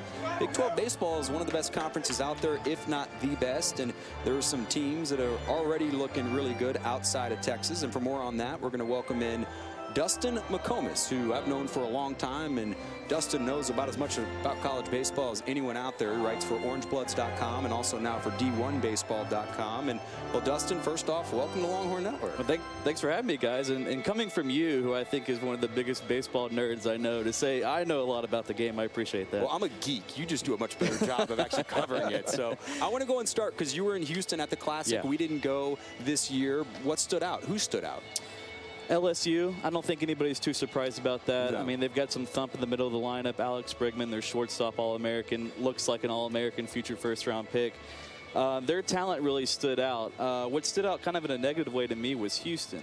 They're going through kind of one of those funks that just happened in a baseball season right now. Their starting pitching hasn't been as dominant as they thought, and I think that's what a lot of pundits thought was going to carry them through the season, was the fact that their starting pitching was so good. They had 3 horses. Well, those guys haven't really been horses yet, and their offense has kind of lagged behind from a talent standpoint. So, and of course, Texas A&M, who's 17-0 now. Now that's, 14 of those games are against a really easy schedule, but 17-0 is still 17-0, and the way they can pitch what really caught my eye as well. But to me, LSU really stood out as that team that was the cream of the crop down in Houston. Now, one of the things that we always talk a lot about the Southeast Conference and the Big 12, but the Fighting Illini have a pretty good program. Last year, Indiana was a pretty good team. Talk to us about somebody down the line on the Longhorn schedule is the Nebraska Cornhuskers. Talk to us a little bit about what's going on in the Big Ten. Yeah, I like what the Big Ten's doing right now. You mentioned Illinois, who's had a really strong start to the season. Nebraska caught a little bit of them down in Houston, and I like what Darren Erstad's doing. They're very competitive, and I think where Big Ten teams can kind of lag behind is on the mound. And I like some of the arms they have. I mean, they had a couple of guys that went through some SEC lineups and retired batters relatively easy. I mean, they looked like they belong at that level of competition, which you can't always say about the Big Ten. But I think the Big Ten as a whole is investing a lot of time and money and financial. Yeah, and the schedule's helped out, too. Yeah, absolutely. They're getting down to the South and playing some of those big-time programs. Colin Shaw will lead it off for Texas here. Dustin McComas. Were there any other surprises? I know we're going to try to keep up with the game, but it's always good to have somebody that's watching. I was really surprised about what took place, Cal State, Fullerton Tech. That was an interesting weekend. Cal State weren't sure what they had. They sweep the Red Raiders. Yeah, and that was Texas Tech's first true test away from home against a true pitching staff, and I think they scored 7 combined runs in 3 games. So that's got to be a little bit of a red flag hit heading into the conference play. That's what I like when I see teams like Texas and Rice and Stanford. They go out and schedule all these big names. So when you get to conference play, you're not surprised by anything that's going on. And I think that's something that Tech has to be a little bit concerned about. Obviously, they've got a lot of hitting talent. Can their pitching get them through the Big 12 schedule? We'll see. But Fullerton really had a lot of success on the mound against the Red Raiders. Colin Shaw goes down swinging, so 1 out for C.J. Hinojosa. Well, let's go ahead and get to the Big 12, and that's the team I want to get to. TCU, who win 3 of 4 against ranked opponents. Key win against Vanderbilt. What have you seen from the Frogs? I know they can pitch. Oh, they can absolutely pitch, and I think their weakened staff as a whole has I think a 0.81 ERA. And don't get to the 8th. yeah, and when you get to, if you have a lead in the 9th, they bring out Riley Farrell, the All-American closer, who's probably going to be a first-round pick, and he's throwing 98, 99 with a snapdragon slider, and the guy's given up 1 hit this year. So you think you have a break when you get through the starting pitching, and then they roll that guy out there, and it's kind of good night. The pitching staff's been tremendous. I still have a little bit of a question about them offensively. I think Colin Shaw almost has as many doubles as TCU has as a team. He's got a lot of doubles. Yeah, he does have a ton of doubles, but still, I mean, you get the idea. There's not a lot of punch in that lineup, but they know who they are. They're really aggressive on the bases. They're aggressive in the lineup. They like to try to put the ball in play, use their athleticism, run aggressively, and things of that nature. But that pitching staff is legit. I think right now they'd probably have to be the team to beat in the Big 12. Trevor Hardy is the new pitcher. Came from Weatherford College. See what he has done this year. Dustin McComas talking some college baseball with us. Great stuff at Orange Bloods and also d1baseball.com. Well, when you look at the 2 schools out of Oklahoma, they've been a little bit of surprise. I think Oklahoma's been better that I anticipated just watching and seeing them play a couple of times. And Oklahoma State hasn't played as well as I anticipated them playing. Would you? Yeah, is that a good justification? Absolutely agree with that. Yeah, Oklahoma, to win series consistently is always a strong part, of beginning the season well, and that's something that they've done. Oklahoma State's been really up and down. I mean, they've played a tough schedule, but some of their wins haven't come against those tougher teams.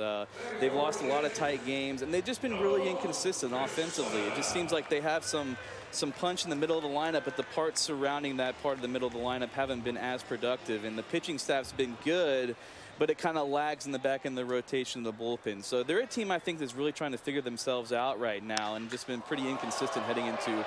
That is hit very deep well. to left. Will it stay fair? No. Well, he is definitely jumping into a sophomore year. Real quickly, I'd be remiss if I didn't mention, what are your thoughts on Texas? I mean, to me, I heard you say this on the radio last week about them not being a finished product as compared to somebody like Rice that looked a lot more like a finished product. And I thought that was a great point. To me, I think with Texas, you see the flashes of a real Omaha-type club.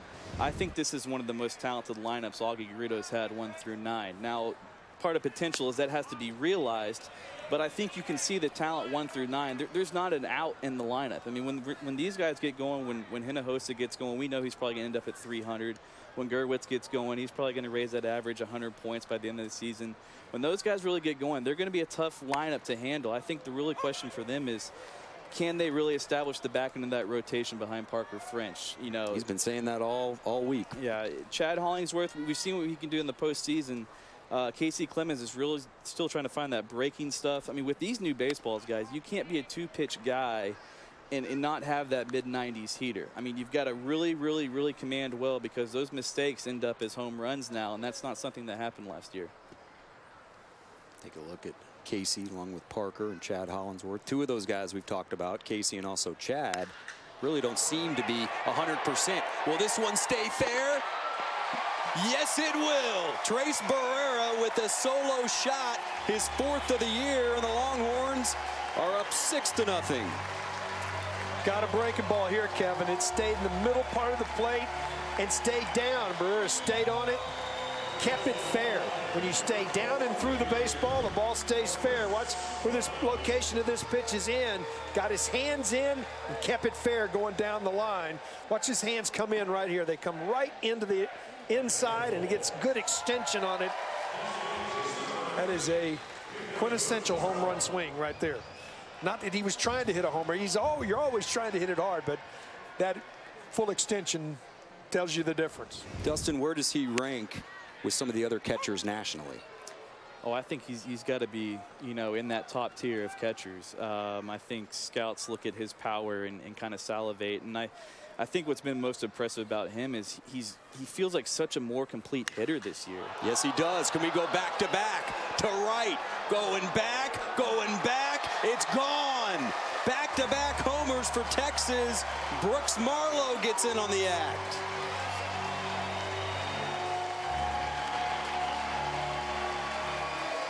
Well, Dustin, these Texas hitters probably don't want you to leave. I was just thinking, Augie Garrido is going to request to have me up here every game now. Back-to-back, impressive. Marlowe stays in on this pitch, gets a ball again. Good high ball hitter. This ball's just above the belt. Gets good extension on it. A good follow through. A little bit of a lift right at the end right there. Here's Boswell.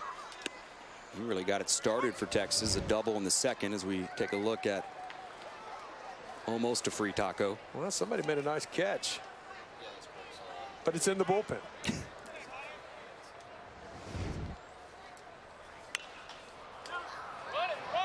Roll foul. Well, this is a guy who you said, Kevin, you're really going to love Boswell, and I see exactly what you were talking about. He's just one of those guys that makes the game look easy. He never really seems overmatched by anything defensively, offensively. He's just so smooth, and he has one of those low maintenance type swings. I think everything about his game is kind of low maintenance. I think he's a shortstop playing third base right now. Defensively, that's what kind of athlete and what kind of glove he has. I just love watching him at the plate. Just so smooth and relaxed. Doesn't get flustered when he gets down on the count. And that swing, those quick hands, it's impressive. He's shown some power to the alleys. both sides, too.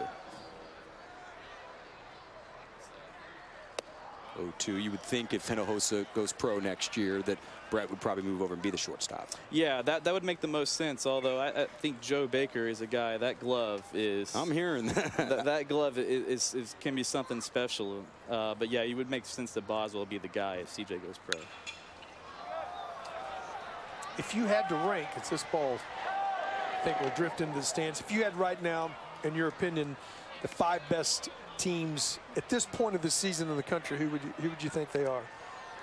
Ooh, I think one of the 5 would be TCU, and I think even though Vanderbilt's kind of been up and down and they've had some injury issues as well, they're just so talented. They are. And Dansby Swanson might be the best player in the country positional wise. I mean, that guy is terrific. He's really special. They've got the horses on the mound. One team that's been a big-time surprise is USC. Yeah, they have been. What they did this weekend, knocking off TCU and UCLA and Vanderbilt out in the Dodger Challenge Classic, it's pretty cool to see USC kind of re-emerging as a big-time baseball program. We'll see if they can sustain that, but they've almost looked like a top 5 team this year. And even though UCLA had some struggles last week, and I really like what they are, they've got pitching, they've got hitting, they can kind of do a little bit of everything. And of course, Florida and LSU down the SEC, I think, are the 2 top SEC programs right now. Anyone else in the Pac-10? Is there an Oregon State? Is there anyone that maybe hasn't been playing great, but you could see them maybe getting hot later, talent-wise? You know, probably Oregon State, maybe Arizona State too. I like Stanford. I think they seem to have some injury issues on the mound, but they can be in the mix as well. Can you hang one more half inning? Absolutely. All right, Dustin McComas is going to hang out with us. Texas hitters will be happy about that because, well, they had a pretty good inning. Barrera went yard. Marlowe followed. It's all Texas.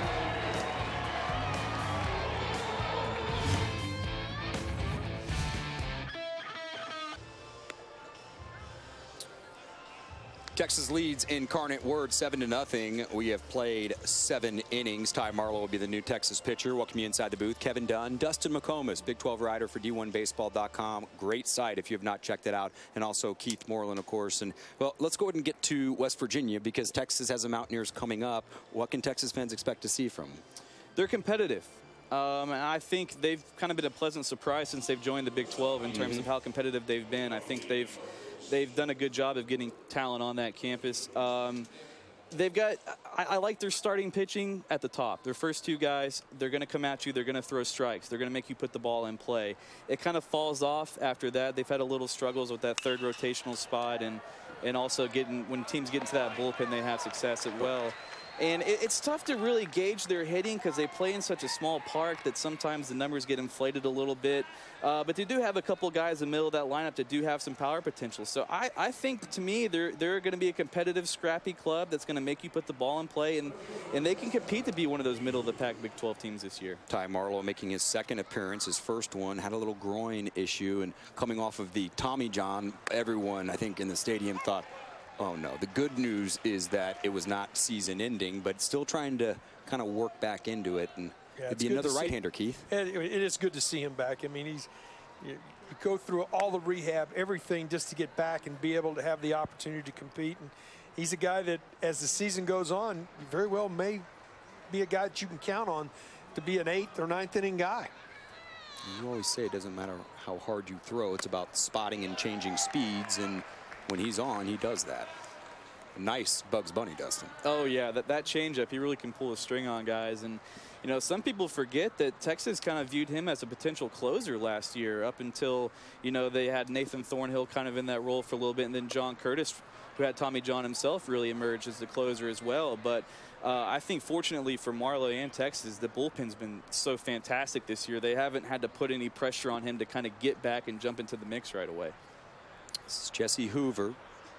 Jesse's played a nice left field. Still looking for his first hit. Well, the program just 100 miles up the road, Steve Smith's program at Baylor, it's been a down couple of years. Talk to us about have you seen them this season? I have. I caught a little bit of them in Houston, and they're kind of on the cusp. I still think that the talent isn't quite there. I mean, we're used to, for so many years, the Baylor just having all of that talent. and they've dealt a little bit of a injury issue as well, with Stone kind of being slowly brought back, and he was going to be their horse. And then whenever you lose a guy like that, it's tough to try to overcome that, especially when you're playing all these series beginning of the year in the tournaments and your pitching staff gets stretched out. To me, I think they're kind of a middle of the pack Big 12 club as well. I think they're kind of on par with somebody like West Virginia. How much do you play that into maybe forecasting who you think is going to be top 5, top 10 at the end of the year? Because they do play a lot of tournaments, and you are throwing your 4th and 5th guy, and you aren't letting the starters go as long. It's really not maybe necessarily the crux of the team you're going to see in May.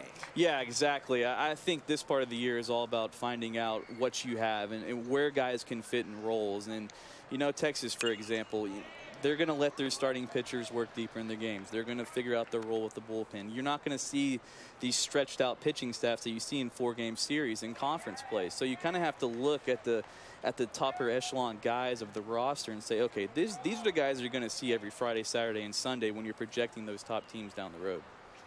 0-2 to Austin Hoffman, and he got him. Dustin, awesome stuff. Thank you so much. We're going to talk to you throughout the year. All right, sounds great, guys. Thank you. Texas leads at 7-0.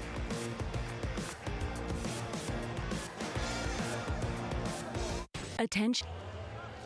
Texas offense heating up. Longhorns lead Incarnate Word 7-0 here on Texas Tuesday. How about that? Trace Barrera and Brooks Marlowe go back-to-back. The first time Longhorns have done that since Russell Moldenhauer, the Bernie left-handed hitter who just really came on his senior year, and then Kevin Keys, who was a big old boy. And Kevin's knocking on Major League's door here. Well, he's always had the great ability to swing the bat. He's improved defensively, and I think that he's getting the opportunity to be really looked at this point. Here's Tyler Miller, 6'3", 220-pound freshman. Went to Oak Ridge High School. He's from Conroe. It's an area Coach Heap said he really wanted. He said, man, that Houston got to get into Houston. Got to get in there, and he did with Tyler. A lot of ball players in this state, Keith, and Texas A&M and Baylor and Rice. They can only sign so many. Well, the limited 11.7 scholarship, and then the other part I keep talking about, and coaches are still understanding. It's short. Hoffman makes the play, 1 out. The slot limit in the draft has changed. There's a lot of folks are saying, hey, look, this is where you think my talent level is here in the 8th round. Don't take me, because I'm not going to take 8th-round money to pass up having the chance to go to college. So you're seeing guys now putting it out there early. Hey, if this is where I fit, now if I fit in the 3rd round, you got to go. Right. Well, Texas, this ball's hit to center, keeps on traveling, and a nice job by the center fielder Whitehead, who runs pretty well, but he got more of that than I thought. There's 2 outs. Well, that's good extension. That was tell you the strength right there for Taylor. Hit this ball, carried about 390 feet. What is a night where the ball's not going to carry well. No. That was one last question we didn't get in. We loved having him here, but wanted to see if he could see across or what the tone is around college baseball about the new baseball. I've talked with Dustin about it, and he, a lot like you and myself, we talk to people around the country, and it's obvious. And I think one of the things that I've heard a lot is it's not just affecting balls leaving the park, it's balls getting through the infield that should get through the infield. If you hit a ball in the gap and it should get to the wall, it gets to the wall now. Yeah, I think we're going to get some excitement back in the game. The pendulum just went too far. Agreed. And I'm not sure they're done. I'm not sure they are either. 1 and 2.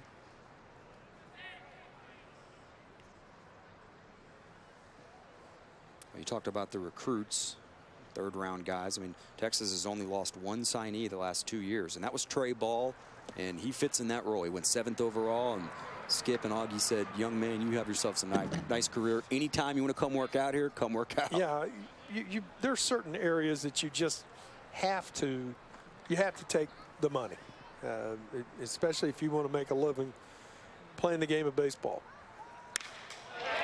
That's a good knock for Zane Gurwitz. Zane needed that. Great camera angle, guys, from center field. You can see the ball come off the bat. Watch the top of the bat come right through the baseball, right down over the top of it. And a good baseball swing. Everybody listen, especially he's teaching a young hitter. Watch that barrel come, is from up to down. Baseball swing is not level, and it's surely not uphill. It's from above the ball down through the ball. But as a kid, you always think, It's oh, swing Rob levels. Deere, Dave Kingman, that's an uppercut, right? You just don't want to lift. You want to create that underneath rotation. That is a great view of a perfect baseball swing right there. Ben Johnson 2 for 4.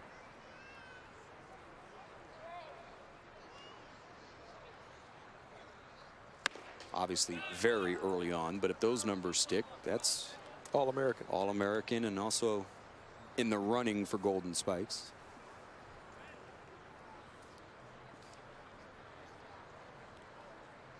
Also, if you keep those numbers, you're in the running to be a first-round draft pick as a junior. Yes. Well, he's going to have, it's been such a great start. He's been very consistent. And he's going to have some struggles. I mean, it's all about being able to put all that together, overcome adversity. You're going to have some times. He's gotten a couple of base hits that he hadn't hit real hard today, and the ball he hit it the hardest today, he got robbed of the base hit. Right. So, you know. Yeah, Ben back in the second inning just hit a laser off of the starting pitcher. It was Cody Ritchie. His foot. Hit off his foot and went straight up in the air to Hoffman at short. Could not have kicked it any better and was able to throw out the Speedy Johnson. Does have a single and scored a run back in the first and a single in the fourth.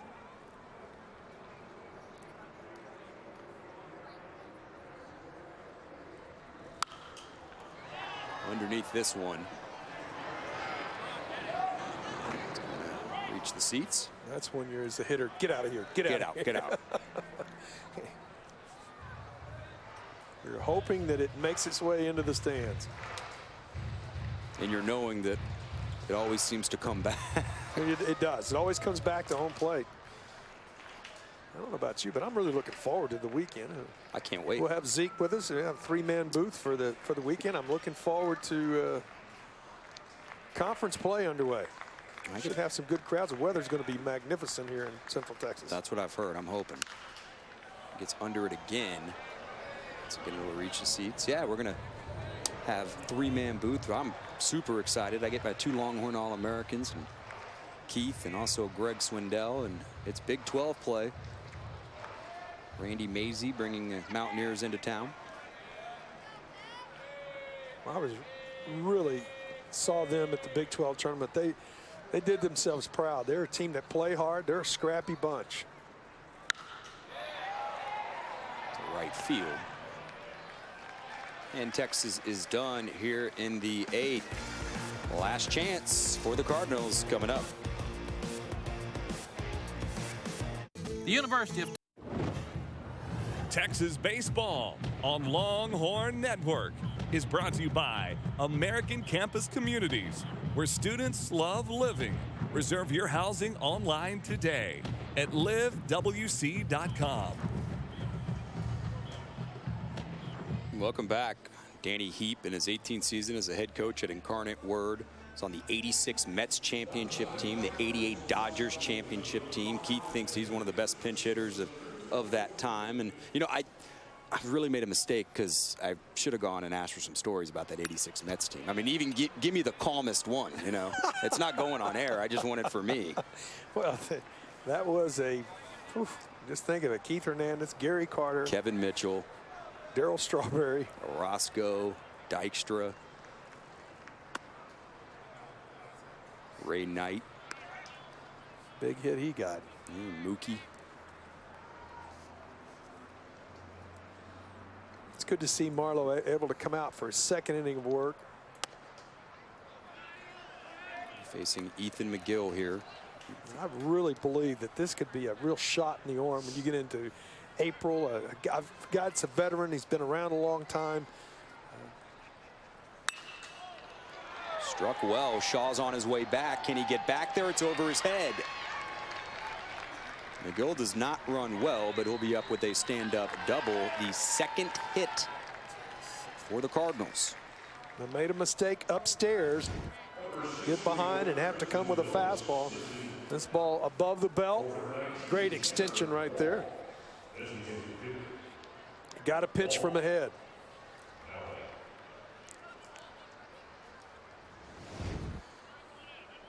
We're going to have a pinch hitter here. It's going to be Tanner Wall. He's a freshman from San Antonio, went to Johnson High School. 6'1", 195-pounder. A lot of San Antonio kids, obviously, with Incarnate Word being in San Antonio. Well, as you asked Coach Heap when we had him on the air in the 5th, he talked about we've got to expand, though. We to compete at the Division I level, we want to recruit San Antonio, and there's a lot of good baseball in San Antonio, but we have to come up into the Austin area, Houston, Dallas. We've got to expand our horizons. Well, Texas has gone to San Antonio. Tommy Nicholson went to go get Zane Gerwitz. He's from the San Antonio area. But he was also, Coach Heap was really honest and said there are some kids that right now we're not going to get, maybe like a Zane Gerwitz. So you do have to expand. Right. He said we're going to have to work a little bit harder. We're going to have to find different places as Ty Marlowe gets a strikeout. Great location with this fastball. He just dots the eye outside corner knee high. That's one next to impossible to hit. You can see, felt like he couldn't reach it. Did get part of the plate. Good look there. The Texas bullpen, Keith said they needed to step up, needed to find some roles. They've stepped up here tonight. Gerwitz underneath this one, and the Cardinals are down to their last out here. This would give Texas a 3-game win streak after they had a 7-game win streak, then a 4-game losing streak, and now another streak of 3. You've always said it can be very mental. You got to stay even. Yeah, you want to stay, is do the best you can, but they're playing well at home. They need a good start to conference this weekend at home. Get the start at home, one of your conference series. This gets past Boswell. They're going to try and send him home, and this will be the first run of the game for the Cardinals. That really slowed it down. And McGill comes home. Well, Boswell did everything he could do to get to it. Diving to his left, way off of the line here. He has no chance to get there without getting there just underneath his glove as he lays his body out. He slowed it down enough. Actually, he doesn't make contact, probably not a run scored, but you got to give that effort. I commend that effort. And I really like the fact he plays way off the line. He's got a tremendous range for a third baseman. Yeah, McGill's carrying a piano around the base pass, so that he needed all the help he could get.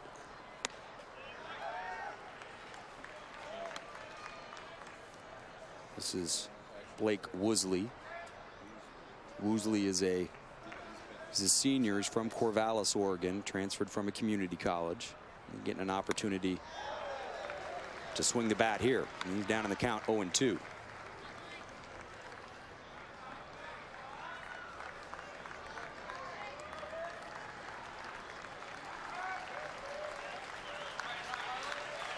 Texas fans looking to close it out, and Ty Marlowe does. Does it with a strikeout, does give up a run here in the 9th, but gets a couple Ks, and more importantly, Keith showed that I can give you a couple innings. Yeah, he can give you a couple innings. They got to have to build his arm strength, get him back up, but his groin looked good. Did not bother, had decent velocity as well. You said Texas needed to clean things up. They needed to find out about their bullpen. I'm guessing yes on the latter. What about cleaning things up? I think they played much better. I think they had one time where they were trying to extend an inning, where they ran themselves out of an inning, and an inning they probably should have put the game away. But overall, I would give the grade a B+ to an A across the board, and it's time now they start counting this weekend. Yes, sir. West Virginia coming in town. Do not miss it. Friday and Saturday right here on Longhorn Network.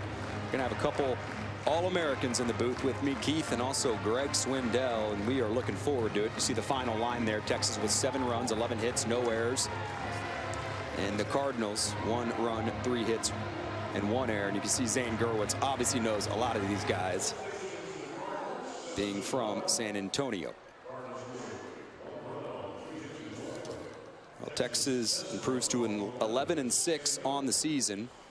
And now, maybe anything they can work on. I mean, do you work on the base running in practice? Is that something you see a situation? I think they were trying to steal in that situation, so it was a good inside move. I really felt the bullpen, they got an opportunity to use some different guys tonight out of the bullpen. I think they'll be in good shape. Workout tomorrow and Thursday. They get 2 days of good work and good weather. Time for the eyes.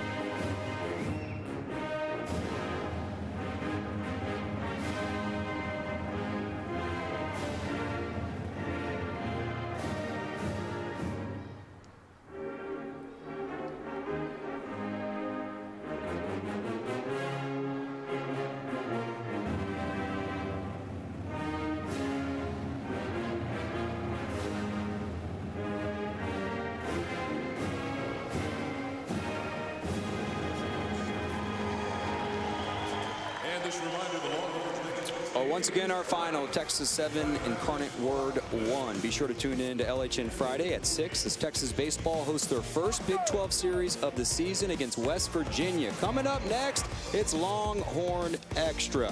For Brad Sheldon, our director, Andrew Irvin, our producer, and for Keith Moreland and our incredible crew, I'm Kevin Dunn saying so long from the dish.